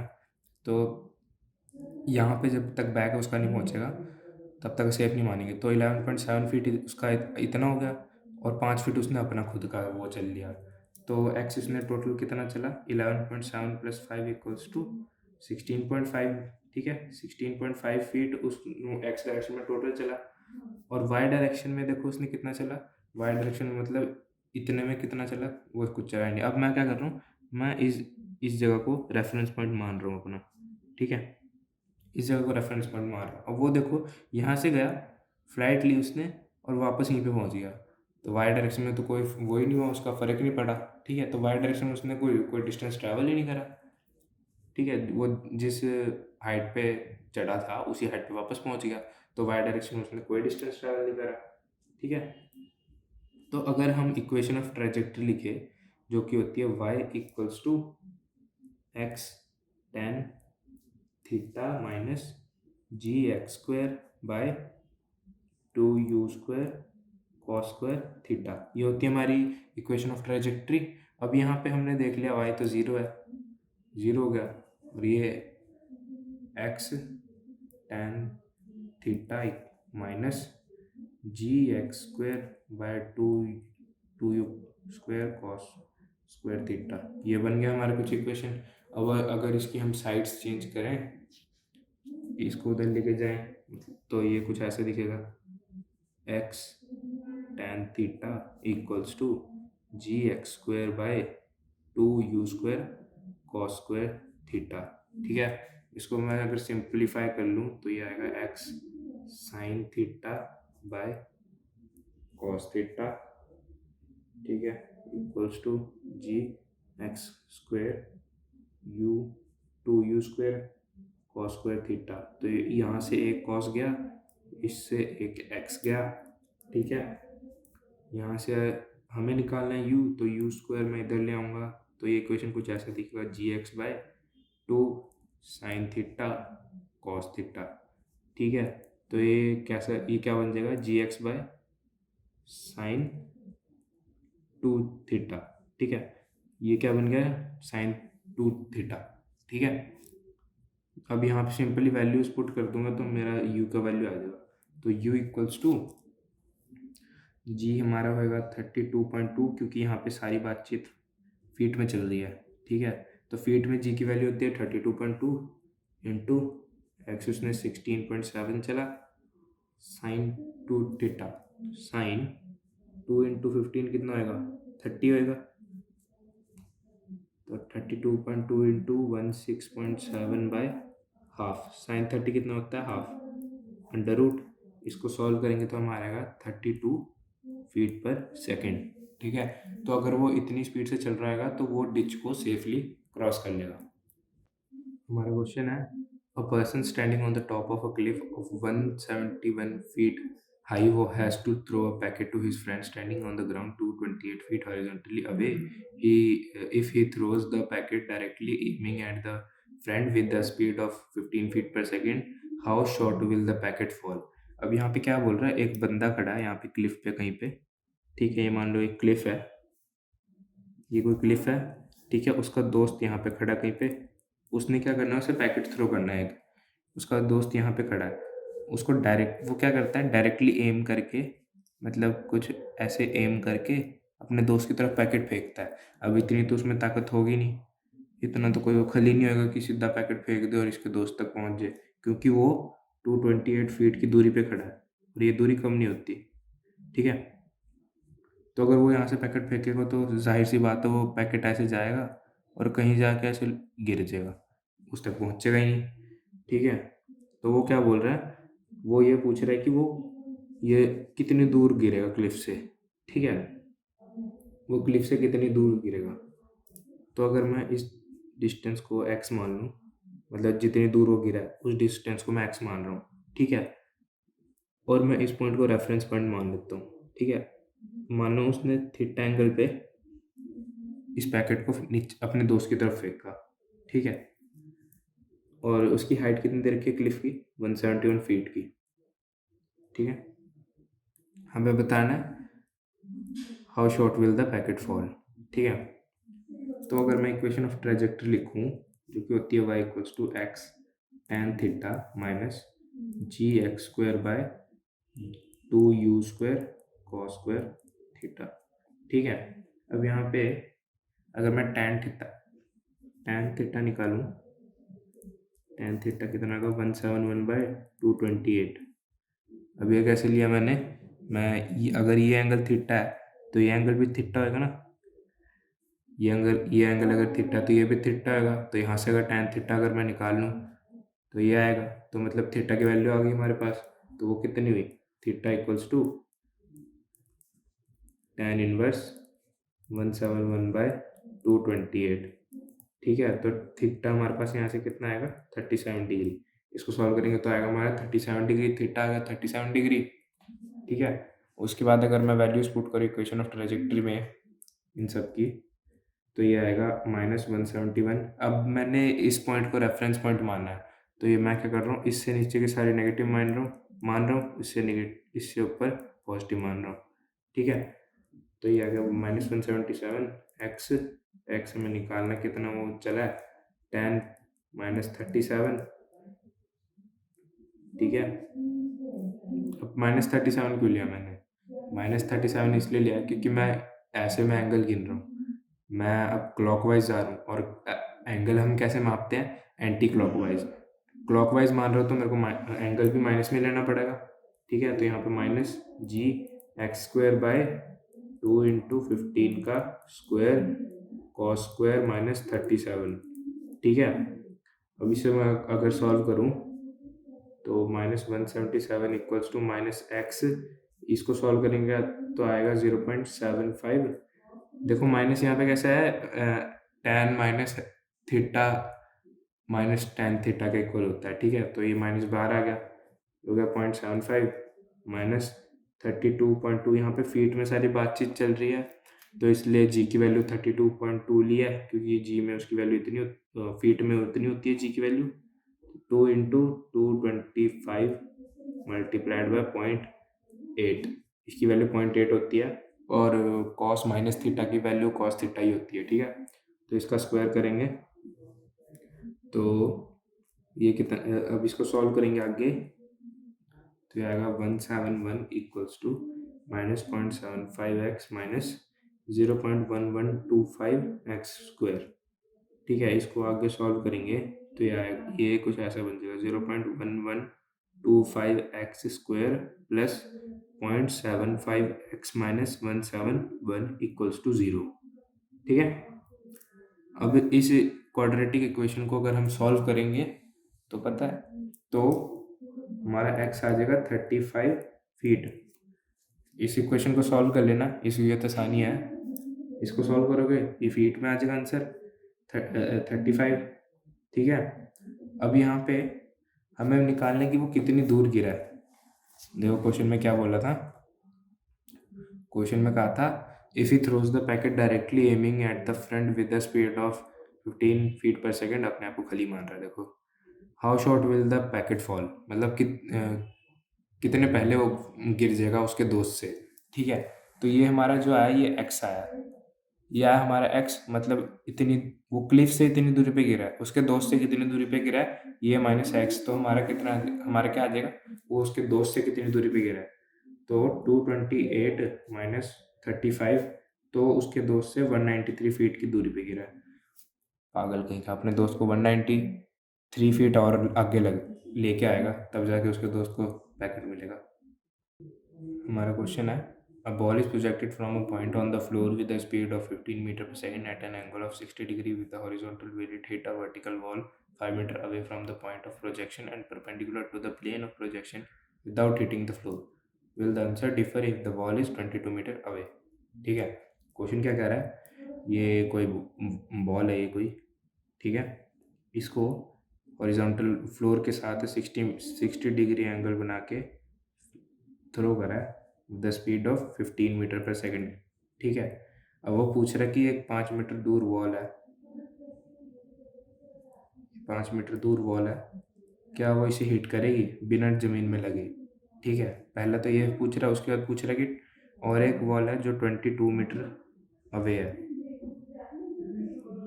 ये वाली 22 मीटर अवे है बॉल से, और वो पूछ रहा है क्या वो इसे भी हिट करेगी बिना ज़मीन पर टच हुए।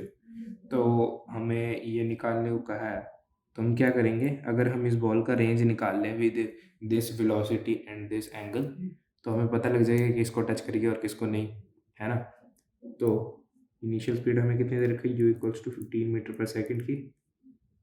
ठीक है, रेंज की इक्वेशन क्या होती है, u² r equals to u² sin 2θ by g। ठीक है, यहाँ पे अगर मैं इसे इलेबोरेट कर लूँ, u² 2 sin θ cos θ by g। ठीक है, अब वैल्यूज पुट कर देता हूँ सिंपली, 15 का स्क्वायर, उसके बाद इंटू 2 साइन 60 की वैल्यू क्या होगी, 2 इंटू साइन 60 की वैल्यू होगी √3/2 इंटू cos 60 की वैल्यू होगी 1/2 अपॉन 10। ठीक है, अपॉन 10, इसके बाद सॉल्व करने के बाद ये कुछ 225 √3/20, इसको सॉल्व करेंगे तो ये आएगा अप्रोक्सीमेटली 20 मीटर। अब देखो हमारा आंसर आया 20 मीटर। ठीक है, तो इससे क्या पता लगता है, 5 मीटर वाली बॉल को तो ये आराम से हिट कर देगा, पर 22 मीटर दूर वाली बॉल को ये हिट नहीं कर पाएगा। ठीक है, हमारा क्वेश्चन है a staircase contains 3 steps each 10 centimeter high and 20 centimeter wide. What should be the minimum horizontal velocity of a ball rolling off the uppermost plane so as to hit directly the lowest plane? हमें यहाँ क्या बोला है, हमें एक ball दे रखी है, यहाँ पे 3 स्टेयर्स हैं जिनकी हाइट 10 सेंटीमीटर है और विड्थ 20 सेंटीमीटर। ठीक है, हमें बोला है हमें इसको कितनी हॉरिजॉन्टल स्पीड देनी चाहिए ताकि ये डायरेक्टली यहाँ पे आ जाए। ठीक है, अब देखो अगर मैं इस पॉइंट को रेफरेंस पॉइंट अगर मानूँ, मतलब यहाँ से सारी चीज़ पॉजिटिव, यहाँ से नीचे सारी नेगेटिव। ठीक है, तो अगर हम देखें उसने x डायरेक्शन में, उसे यहाँ तक पहुँचने के लिए x डायरेक्शन में कितना ट्रैवल करना पड़ेगा, यहाँ से अगर वो इतना ट्रैवल कर ले यहाँ तक, तो इसका मतलब ऑब्वियस ही बात, अगर वो इतना इससे पार हो जाता है तो मतलब वो यहीं पे आके गिरेगा। ठीक है, तो ये कितना हुआ, ये हो गया 40 सेंटीमीटर। ठीक है, अब y डायरेक्शन में अगर देखें तो उसे यहाँ से लेके यहाँ तक ट्रैवल करना है, मतलब अगर वो वहाँ इतनी ऊंचाई से यहाँ तक पहुँच गया तो ऑब्वियस ही बात है वो यहाँ पे ही गिरेगा, है ना। तो ये 20 सेंटीमीटर यहाँ पे आ गया, ठीक है। तो x में वो कितना चला 40, y में कितना -20, ठीक है। -20 चला ना, नीचे की तरफ माइनस आएगा। तो अगर मैं इक्वेशन ऑफ ट्रेजेक्ट्री लगाऊं y equals to x tan theta minus g x square upon 2u square cos square theta. अब यहाँ पे y हमारा -20 है, ठीक है। अब यहाँ पे x, यहाँ पे थीटा देखो, यहाँ पे थीटा जो है वो 0 है। देखो इसका जो रेफरेंस पॉइंट है उसके साथ तो कोई एंगल नहीं बन रहा ना, 0 बन रहा है। तो tan 0 इक्वल्स टू 0 माइनस जी की वैल्यू यहाँ पे, अब देखो यहाँ पे सब कुछ जो भी चल रहा है हमारा ये सेंटीमीटर में चल रहा है। तो जी की वैल्यू कितनी होती है 10 मीटर पर सेकेंड स्क्वायर। यहाँ पे सेंटीमीटर में तो इसे चेंज कर लेंगे तो आ जाएगा 1000 सेंटीमीटर पर सेकेंड स्क्वायर, ठीक है। यहाँ पे जी की वैल्यू डालेंगे 1000 और एक्स हमारा 40 का स्क्वायर और यहाँ पे 2 इंटू यू हमें निकालना है। कॉस स्क्वायर कॉस 0 कितना होता है 1 होता है, तो ये 1, ठीक है, मल्टीप्लाई, ठीक है। अब यहाँ से अगर हम u की वैल्यू निकालें, यू स्क्वायर हमारा आ जाएगा 1000 इंटू 40 का स्क्वायर अपॉन 40, ये गया यहाँ से, यहाँ पे कितना आ गया 40,000, ठीक है। तो u स्क्वायर हमारा 40,000 आया, यहाँ से u हम करेंगे तो आ जाएगा हमारा 40,000 अंडर रूट, तो ये आ गया 200 सेंटीमीटर पर सेकेंड, यानी कि 2 मीटर पर सेकेंड, ठीक है। हमारा क्वेश्चन है the benches of a gallery in a cricket stadium are 1 metre wide and 1 metre high. A batsman strikes the ball at a level 1 meter above the ground and hits a mammoth sixer. The ball starts at 35 meter per second at an angle of 53 degree with the horizontal. The benches are perpendicular to the plane of motion and the first bench is 110 meter from the batsman. On which bench will the ball hit? यहाँ पे क्या बोल रखा हमें, यहाँ पे कोई cricket stadium है, ठीक है। वहाँ पे क्राउड के बैठने के लिए बेंचेस लगाए गए हैं, ठीक है। और फर्स्ट बेंच से 110 मीटर दूर 1 मीटर की ऊंचाई पे एक बैट्समैन सिक्सर मारता है, कितने 53 डिग्री के एंगल पे, ठीक है। और उसकी स्पीड होती है 35 मीटर पर सेकंड की। अब क्या इसके बाद क्या होगा कि जो बॉल है वो कुछ जाएगी ऐसे, है ना, और जाके किसी बेंच पे गिर जाएगी, ठीक है। अब जो बॉल गिरी है यहाँ पे हमें बोल रखा है 1 मीटर हाइट है इन बेंच की और 1 मीटर ये वाइड है, ठीक है। अब यहाँ पे जो ये बॉल गिरी है ये किसी x दूरी पे और y हाइट पे गिरी होगी, है ना। अब मैं क्या मानता हूँ, मैं यहाँ तक ये जो गिरा है, यहाँ पे ये जो गिरा है यहाँ से यहाँ तक टोटल मैं x मान लेता हूँ, ठीक है, जो टोटल दूरी पे गिरा है, ठीक है। और मैं क्या कह देता हूँ, ये देखो यहाँ से इधर मैं n मान लेता हूँ, ठीक है। अब देखो ये देखो इनकी हाइट और वेट दोनों सेम है, तो मैं जितना ये इधर गिरेगा उतना ही ऊपर ऊंचाई में भी गिरेगा, है ना। तो मैं यहाँ से यहाँ तक यहाँ y में भी n मान लेता हूँ, ठीक है। अब यहाँ पे क्या होएगा, अब देखो अगर हमारा आंसर आया, ये मैं सिर्फ यहाँ से बता रहा हूँ, यहाँ इसके बाद जो वैल्यूज़ आएंगी उसके बारे में बता रहा हूँ, मैं इसको कंसीडर नहीं कर रहा अभी। अगर देखो हमारी वैल्यूज़ अगर आती हैं कि जैसे मान लो 0 पॉइंट कुछ आती है, 0.2 3 4 5 6 7 8 9 1, तो मतलब वो फर्स्ट बेंच पे गिरी है, ठीक है। अगर हमारी वैल्यू आती है 2.1, सॉरी हाँ 2.1 नहीं 1.1 से 2 तक, तो वो क्या है सेकंड बेंच पे गिरी है, ठीक है। और अगर 2.1 से लेके 3 तक तो वो थर्ड बेंच पे गिरी है, ठीक है, समझ रहे हो ना। तो वो अब ये 1 मीटर वाइड है, 1 मतलब ज़्यादा फ़र्क तो नहीं है इनकी हाइट और विड्थ में, मतलब सेम ही है, फ़र्क भी क्या है, 1 मीटर हाइट है 1 मीटर वाइड है, तो मतलब n जितना ये इधर जाएगा n उतना ही ऊपर होएगा, है ना। तो हमें अगर मैं इसकी रेंज निकालूँ कितनी दूर तक ये जाएगी बॉल, तो r इक्वल्स टू रेंज का formula 2u square sine theta cos theta upon G. यहाँ पे अगर वैल्यूज़ पुट करूँ 2 इंटू 35 का स्क्वायर साइन 53 की वैल्यू होती है 3/5 मल्टीप्लाइड 4/5 अपॉन 9.8। ठीक है, इसको सॉल्व करेंगे तो हमारा आंसर आएगा 120। ठीक है, हमारा आंसर आ जाएगा 120, मतलब रेंज उसकी कितनी है, 120 है। अब अगर मैं इक्वेशन ऑफ प्रोजेक्टाइल लगाऊं, क्या होती है जो y equals to x tan theta 1 minus x by r. ठीक है, इसमें अगर मैं वैल्यूज पुट करूं, देखो y में वो कितनी ऊंचाई पे गिरेगी, n। ठीक है, x वो कितनी चली है, टोटल x कितनी चली है, क्योंकि x टोटल है, टोटल मान रहा हूँ ना, तो 110 प्लस n, 110 प्लस n, ये x हो गया। tan थीटा कितना होता है, tan 35 4/5। ठीक है, 1 माइनस x कितना लिखा था 110 plus n upon r, range कितना 120। ठीक है, अब इसको अगर सॉल्व करेंगे तो ये आ जाएगा 90n equals to 1100 minus n square minus 100n। अब इसका क्या है, इसका क्वाड्रेटिक इक्वेशन बन जाएगा n square plus 190n minus 1100 equals to 0। अब यहाँ से अगर मैं n की वैल्यू निकालूं, अगर यहाँ से मैं n की वैल्यू निकालूं तो minus 190 plus minus 36 minus plus 4400 under root में अपॉन 2।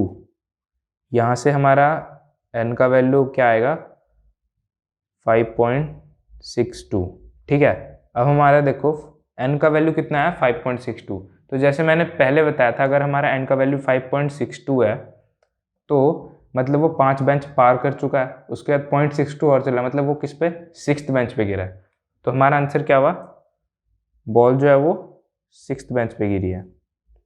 ठीक है, हमारा क्वेश्चन है, a man is sitting on the shore of a river, he is in the line of 1 meter long boat and is 5.5 meter away from the center of the boat. He wishes to throw an apple into the boat. If he can throw the apple only with a speed of 10 meter per second, find the minimum and maximum angles of projection for successful shot.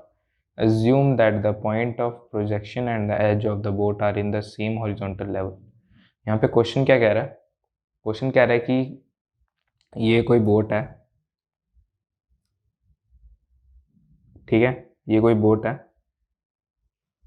जिसकी width है 1 metre, यानी कि यहाँ से यहाँ तक उसकी width है 1 मीटर, और उसके सेंटर से 5.5 मीटर अवे कोई बंदा है जिसको एप्पल इस बोट के अंदर घेरना है। ठीक है, तो हमें वो एंगल बताना है कि किस एंगल पे उसे घेरना चाहिए। अब देखो मिनिमम वो कितनी दूर फेंक सकता है, मतलब कितनी दूर फेंकना चाहिए ताकि उसे बोट के अंदर गिर जाए, वो होगा कुछ ये। ठीक है, और मैक्सिमम कितनी दूर होनी चाहिए, वो होगा कुछ ऐसे। ठीक है, तो मैक्सिमम उसे ऐसे फेंकना है ताकि वो इसके अंदर गिरे। तो मैं क्या करता हूँ, इस एंगल को थीटा मान लेता हूँ मैं। ठीक है, इस एंगल को थीटा मान लेता हूँ और इस बड़े वाले एंगल को मैं अल्फ़ा मान लेता हूँ। ठीक है, अब हमें बोला है कि थीटा और अल्फ़ा निकालना है। मैं क्या करता हूँ, यहाँ से देखो, अगर ये मिनिमम इस वाले थीटा एंगल की रेंज मिनिमम कितनी होगी, यहाँ तक। ठीक है, यहाँ तक ये कितना है 5.5 माइनस 0.5, इसका हाफ कितना 5 मीटर। तो पहली रेंज कितनी हुई हमारी 5 मीटर। रेंज का अगर मैं फॉर्मूला लिखूँ, r equals to you square sine 2 theta upon G. ठीक है, तो कितना है वो 5 है पहली रेंज, मिनिमम वाले के लिए, थीटा वाले के लिए 5 है। तो यहाँ पे अगर मैं वैल्यूज पुट करूँ, sine 2 theta upon 10 equals to 5, 0 से 0 गया, sine 2 theta equals to half, 2 theta equals to 30, theta equals to 15। ठीक है, तो ये हमारा थीटा आ गया 15। अब आपको पता ही होगा कि एक रेंज के लिए 2 एंगल्स होते हैं, एक थीटा और एक 90 माइनस थीटा। तो 90 माइनस थीटा भी निकाल लेते हैं, वो कितना हुआ 75 डिग्री। ठीक है, अब हमें बोल रहा है कि अब हम दूसरी रेंज के लिए निकाल लेते हैं। ये इतना होगा, मैक्सिमम 0.5 और ऐड कर देंगे, तो दूसरी रेंज कितनी हुई हमारी, दूसरी रेंज हुई 6 इक्वल्स टू 100, वही सेम है सब कुछ इसमें भी, अपॉन 10, ये इससे गया, यहाँ से साइन 2 थीटा की कितनी 3/5 वैल्यू आई, यहाँ से अगर थीटा निकाल ले तो वो आया 37 डिग्री, यानी कि थीटा आ गया, यहाँ पे थीटा नहीं है, यहाँ पे सॉरी अल्फ़ा है, तो हमारा जो एंगल होगा वो अल्फ़ा आएगा, यहाँ पे अल्फ़ा लिख लेते हैं, अल्फ़ा इक्वल्स टू ये कितना है 18.5। अब यहाँ पे भी सेम 90 माइनस अल्फ़ा एक बार करेंगे तो वो होगा कितना 71.5 डिग्री। ठीक है, अब यहाँ पे हमें बोला है मिनिमम और मैक्सिमम। अब देखो मिनिमम हमारा ये एंगल है, मैक्सिमम हमारा ये है। अब ये क्यों निकाल ले मैंने, ये और ये दोनों। अब यहाँ पे क्या है, अगर हमने मिनिमम फेंकना है तो इस एंगल और इस एंगल के बीच में फेंकना पड़ेगा, तभी जाके वो मिनिमम डिस्टेंस यहाँ तक पहुँच पाएगा। ठीक है, और अगर मैक्सिमम डिस्टेंस तक फेंकना बोट के ही, तो हमें इस एंगल से इस एंगल के बीच में फेंकना पड़ेगा, तब जाके वो मैक्सिमम तक जा पाएगा। अगर इन दोनों रेंजेस के बीच में अगर किसी ने फेंक दिया तो वो बाहर पीछे या फिर आगे ही रहेगी वो एप्पल्स। ठीक है, हमारा क्वेश्चन है, a river 400 meter wide is flowing at a rate of 2 meter per second. A boat is sailing at a velocity of 10 meter per second with respect to the water in a direction perpendicular to the river. Find the time taken by the road to reach the opposite bank. How far from the point directly opposite to the starting point does the boat reach the opposite bank? यहाँ पे क्या बोल रखा है, यहाँ पे हमें बोल रहा है कि एक रिवर है जिसकी विड्थ कितनी है 400 मीटर्स। ठीक है, अब क्या करते हैं, एक बोट यहाँ से निकलती है 10 मीटर पर सेकंड की स्पीड से, और हमारे रिवर का फ्लो कितना है 2 मीटर पर सेकंड का। ठीक है, अब वो निकलती है तो वो पहले पूछ रहा है find the time taken by the boat to reach, हमें टाइम निकालना है कि वो अपोजिट बैंक पे कितने टाइम में पहुँच जाएगा। और दूसरा पूछ रहा है how far from the point directly opposite, इसका मतलब कह रहा है कि कितनी दूर बिल्कुल अपोजिट से पहुँचेगा। मतलब अगर वो ऐसे निकला तो डायरेक्टली तो ऐसे नहीं पहुँचेगा, क्योंकि रिवर भी कुछ स्पीड से इस तरफ को जा रही है, तो वो बोट कैसे जाएगी, बोट ऐसे जाएगी। ठीक है, जबकि उसे ऐसे जाना था, तो इस डिस्टेंस को मैं एक्स बोल देता हूँ। ठीक है, अगले सेकंड पार्ट में हमें एक्स निकालना है और फर्स्ट पार्ट में हमें टाइम निकालना है। ठीक है, तो अगर मैं गिवन लिखूं क्या क्या है, हमें वाई डायरेक्शन में कितना 10 मीटर पर सेकंड की स्पीड गिवन है, वाई डायरेक्शन में उसने कितना डिस्टेंस चल लिया 400 मीटर का। एक्सेलरेशन कोई है नहीं, तो मैं सीधा यहाँ से speed equals to distance upon time से निकाल लूँगा। Speed equals to distance upon time, यहाँ से मैं टाइम की वैल्यू निकाल लूँ अगर, तो स्पीड डिस्टेंस अपॉन स्पीड यानी कि 40 सेकंड, उसे 40 सेकंड लग जाएंगे इसको पार करने में। अब बी पार्ट में क्या बोल रहा है, बी पार्ट में कह रहा है हाउ फार, मतलब एक्स निकालना है, तो वाई डायरेक्ट टाइम हमारे पास 40 सेकंड्स आ गया, एक्स डायरेक्शन में स्पीड कितनी है 2 मीटर पर सेकंड की। ठीक है, और एक्सेलरेशन कोई है नहीं वहीं, तो हमें एक्स निकालना है, तो x equals to u t half a t square, यानी कि ये तो ज़ीरो हो जाएगा, कोई एक्सेलरेशन नहीं है, तो एक्स यहाँ से कितना आ जाएगा 2 इंटू 40 यानी कि 80 मीटर। तो ऑपोजिट, बिल्कुल ऑपोजिट के 80 मीटर दूर हो जाके बैंक के उस बैंक पहुँचेगा, ऑपोजिट बैंक पे पहुँचेगा। हमारा क्वेश्चन है, a swimmer wishes to cross a 500 metre wide river flowing at 5 kilometre per hour, his speed with respect to water is 3 kilometre per hour. If he heads in a direction making an angle theta with the flow, find the time he takes to cross the river. Find the shortest possible time to cross the river. यहाँ पे क्या बोल रखा, हमारे पास एक river है, ये river है, ठीक है, उसका वेट कितना है 0.5 किलोमीटर, 500 मीटर्स दे रखा है, मैं उसे किलोमीटर में चेंज कर लिया तो 0.5 किलोमीटर। ठीक है, अब क्या है, यहाँ पे एक स्विमर जो है वो थीटा एंगल बना के निकलता है फ्लो के साथ, कितना 3 किलोमीटर पर आवर की स्पीड से, और वाटर जो है वो 5 किलोमीटर पर आवर की स्पीड से बह रहा है। ठीक है, अब यहाँ पे अगर मैं इनको रिजॉल्व कर लूँ तो ये आ जाएगा 3 cos थीटा, ये आ जाएगा 3 sin थीटा। ठीक है, अब यहाँ पे बोला है, यहाँ पे हमें क्या निकालना है, हमें निकालना फाइंड द टाइम टेक्स, मतलब कितना देर में वो वहाँ पहुँचता है। तो ए पार्ट में हमें वाई डायरेक्शन में उसका स्पीड दे रखा है 3 sin थीटा। ठीक है, एक्सेलरेशन वाई डायरेक्शन में 0 की है और ट्रैवल कितना करना है 0.5 किलोमीटर, 0.5 किलोमीटर ट्रैवल करना है। ठीक है, तो यहाँ से अगर मैं s equals to u t plus half AT², ये तो 0 हो जाएगा, एक्सेलरेशन कोई है नहीं। तो यहाँ से अगर मैं t की वैल्यू निकालूँ, यानी कि S/U मतलब 0.5 बाय 3 sin थीटा। अब ये जो टाइम आया ये आया हमारा आवर्स में। ठीक है, ये टाइम आ गया हमारा। अगर मैं इसे मिनट्स में चेंज करना है, मिनट्स में चेंज करूँ तो 60 मल्टीप्लाई कर दूंगा यहाँ पे, तो मल्टीप्लाई करने पे कितना आएगा 10 बाय sin थीटा मिनट्स। ठीक है, ये मिनट्स में आ गया। अब अगला पार्ट क्या बोल रहा है, वो बोल रहा है find the shortest possible time to cross the river, मतलब शॉर्टेस्ट पॉसिबल टाइम कम से कम कितने टाइम में पहुंच सकता है वो।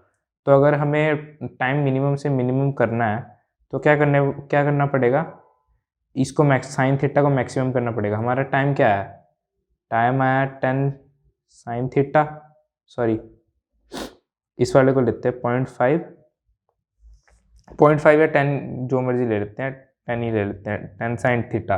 ठीक है, अगर देखो अगर मेरे को इसको मिनिमम करना है तो ये मिनिमम से मिनिमम कितना हो सकता है, 10 खुद हो सकता है। तो मतलब मैक्सिमम साइन थीटा को मैक्सिमम होना पड़ेगा। तो साइन थीटा मैक्सिमम कब होता है 90 डिग्री में। ठीक है, तो अगर मैं यहाँ पे शॉर्टेस्ट टाइम निकालूँ तो 10 बाय साइन 90 यानी कि 10 सेकेंड्स। ठीक है, 10 सेकेंड जब होगा तब जाके इसका ये शॉर्टेस्ट पॉसिबल टाइम होगा। हमारा क्वेश्चन है an aeroplane has to go from a point a to another point B 500 km away due east of north. A wind is blowing due north at a speed of 20 meter per second. The air speed of the plane is 150 meter per second. Find the direction in which the pilot should head the plane to reach the point B. Find the time taken by the plane to go to A to B. ठीक है, यहाँ पे question कुछ ऐसा कह रहा है कि ये नॉर्थ डायरेक्शन है और ये ईस्ट डायरेक्शन है। अब क्वेश्चन कह रहा है कि ये कोई पॉइंट ए है, ठीक है, और ये कोई पॉइंट बी है। अब एक प्लेन को यहाँ से ए पॉइंट से बी पॉइंट तक जाना है, वो क्या कह रहा है, और विंड भी ब्लो कर रही है कितनी स्पीड से, 20 मीटर पर सेकंड की स्पीड से, 20 मीटर पर सेकंड की स्पीड से नॉर्थ की तरफ ब्लो कर रही है। ठीक है, और ये 30 डिग्री एंगल बना के 30 डिग्री पे है ये पॉइंट, नॉर्थ से 30 डिग्री। ठीक है, ईस्ट ऑफ नॉर्थ 30 डिग्री। ठीक है, अब देखो अगर प्लेन अगर इस तरफ को निकलेगा तो विंड भी तो बह रही है, तो वो यहाँ पे नहीं पहुँचेगा, वो यहाँ कहीं पहुँचेगा। ठीक है, उसको ड्रिफ्ट मिल जाएगा, पर वो पूछ रहा है कि उसे कितने एंगल पे जाना चाहिए ताकि वो पॉइंट इस पॉइंट पे, अगर देखो अगर प्लेन कुछ ऐसे गया तभी जाके तो वो यहाँ पे पहुँचेगा ना। तो मैं इस एंगल को क्या करता हूँ, मैं इस एंगल को अल्फा मान लेता हूँ। ठीक है, अब इसको अगर मैं इसको अगर रिजॉल्व करूँ तो ये कुछ ऐसे आएगा, ये एक इसका कंपोनेंट और एक ये कंपोनेंट। ठीक है, तो ये जो वेलोसिटी होगी ये एरोप्लेन की होगी, ये एरोप्लेन की वेलोसिटी, और ये होगा एरोप्लेन की वेलोसिटी का कॉस अल्फा, और ये VA साइन अल्फा। ठीक है, अब यहाँ पे मैं अगर विंड की स्पीड को मैं अगर उसके कंपोनेंट्स लिखूं तो एक होगा इस तरफ और एक होगा इस तरफ। ठीक है, वेलोसिटी ऑफ विंड ये होगा कॉस 30 डिग्री, ये वाला कंपोनेंट इसका विंड का, और ये होगा साइन 30 डिग्री। ठीक है, अब यहाँ पे अगर हम देखें velocity of wind sine 30 degree equals to velocity of aeroplane sine alpha alpha, है ना। तो यहाँ पे अगर मैं वैल्यूज लिखूँ इनकी तो 20 इंटू हाफ इक्वल्स टू 150 है एरोप्लेन की, साइन अल्फा हमें निकालना है, तो ये कटा इससे, तो यहाँ पे आ गया, ये आया 10 150 साइन अल्फा, 0 से 0 गया, तो ये कितना आ गया, साइन अल्फा इक्वल्स टू 1/15, यानी कि alpha equals to sine inverse, alpha equals to sine inverse 1/15। ये आ गया हमारा अल्फा, ठीक है, कि इतने एंगल पे उसे निकलना चाहिए ताकि वो बी पॉइंट पे पहुंचे। और वो पूछ रहा है कि फाइंड द टाइम टेकन, मतलब कितना टाइम लगेगा। तो सिंपल है ये बी पार्ट, टाइम टेकन कितना होगा, velocity of a cos alpha plus velocity of wind cos 30 degree equals to distance upon time, ठीक है। Speed equals to distance upon time, speed ये दोनों एक डायरेक्शन में थे इसलिए मैंने ऐड कर दिया इन दोनों को, ठीक है। Speed equals to distance upon time, speeds की वैल्यू अगर मैं पुट करूं यहाँ पे 150 224/15 अंडर रूट कॉस अल्फा की वैल्यू यहीं आएगी, देखो अगर कैलकुलेट करेंगे तो यहाँ पे 20√3/2 इक्वल्स टू 50,000 अपॉन टी। 50,000 क्यों लिखा मैंने यहाँ पे, 500 किलोमीटर दे रखा हमें, तो उसे मैंने मीटर्स में चेंज कर लिया, तो ये आ गया, ये यहाँ से आया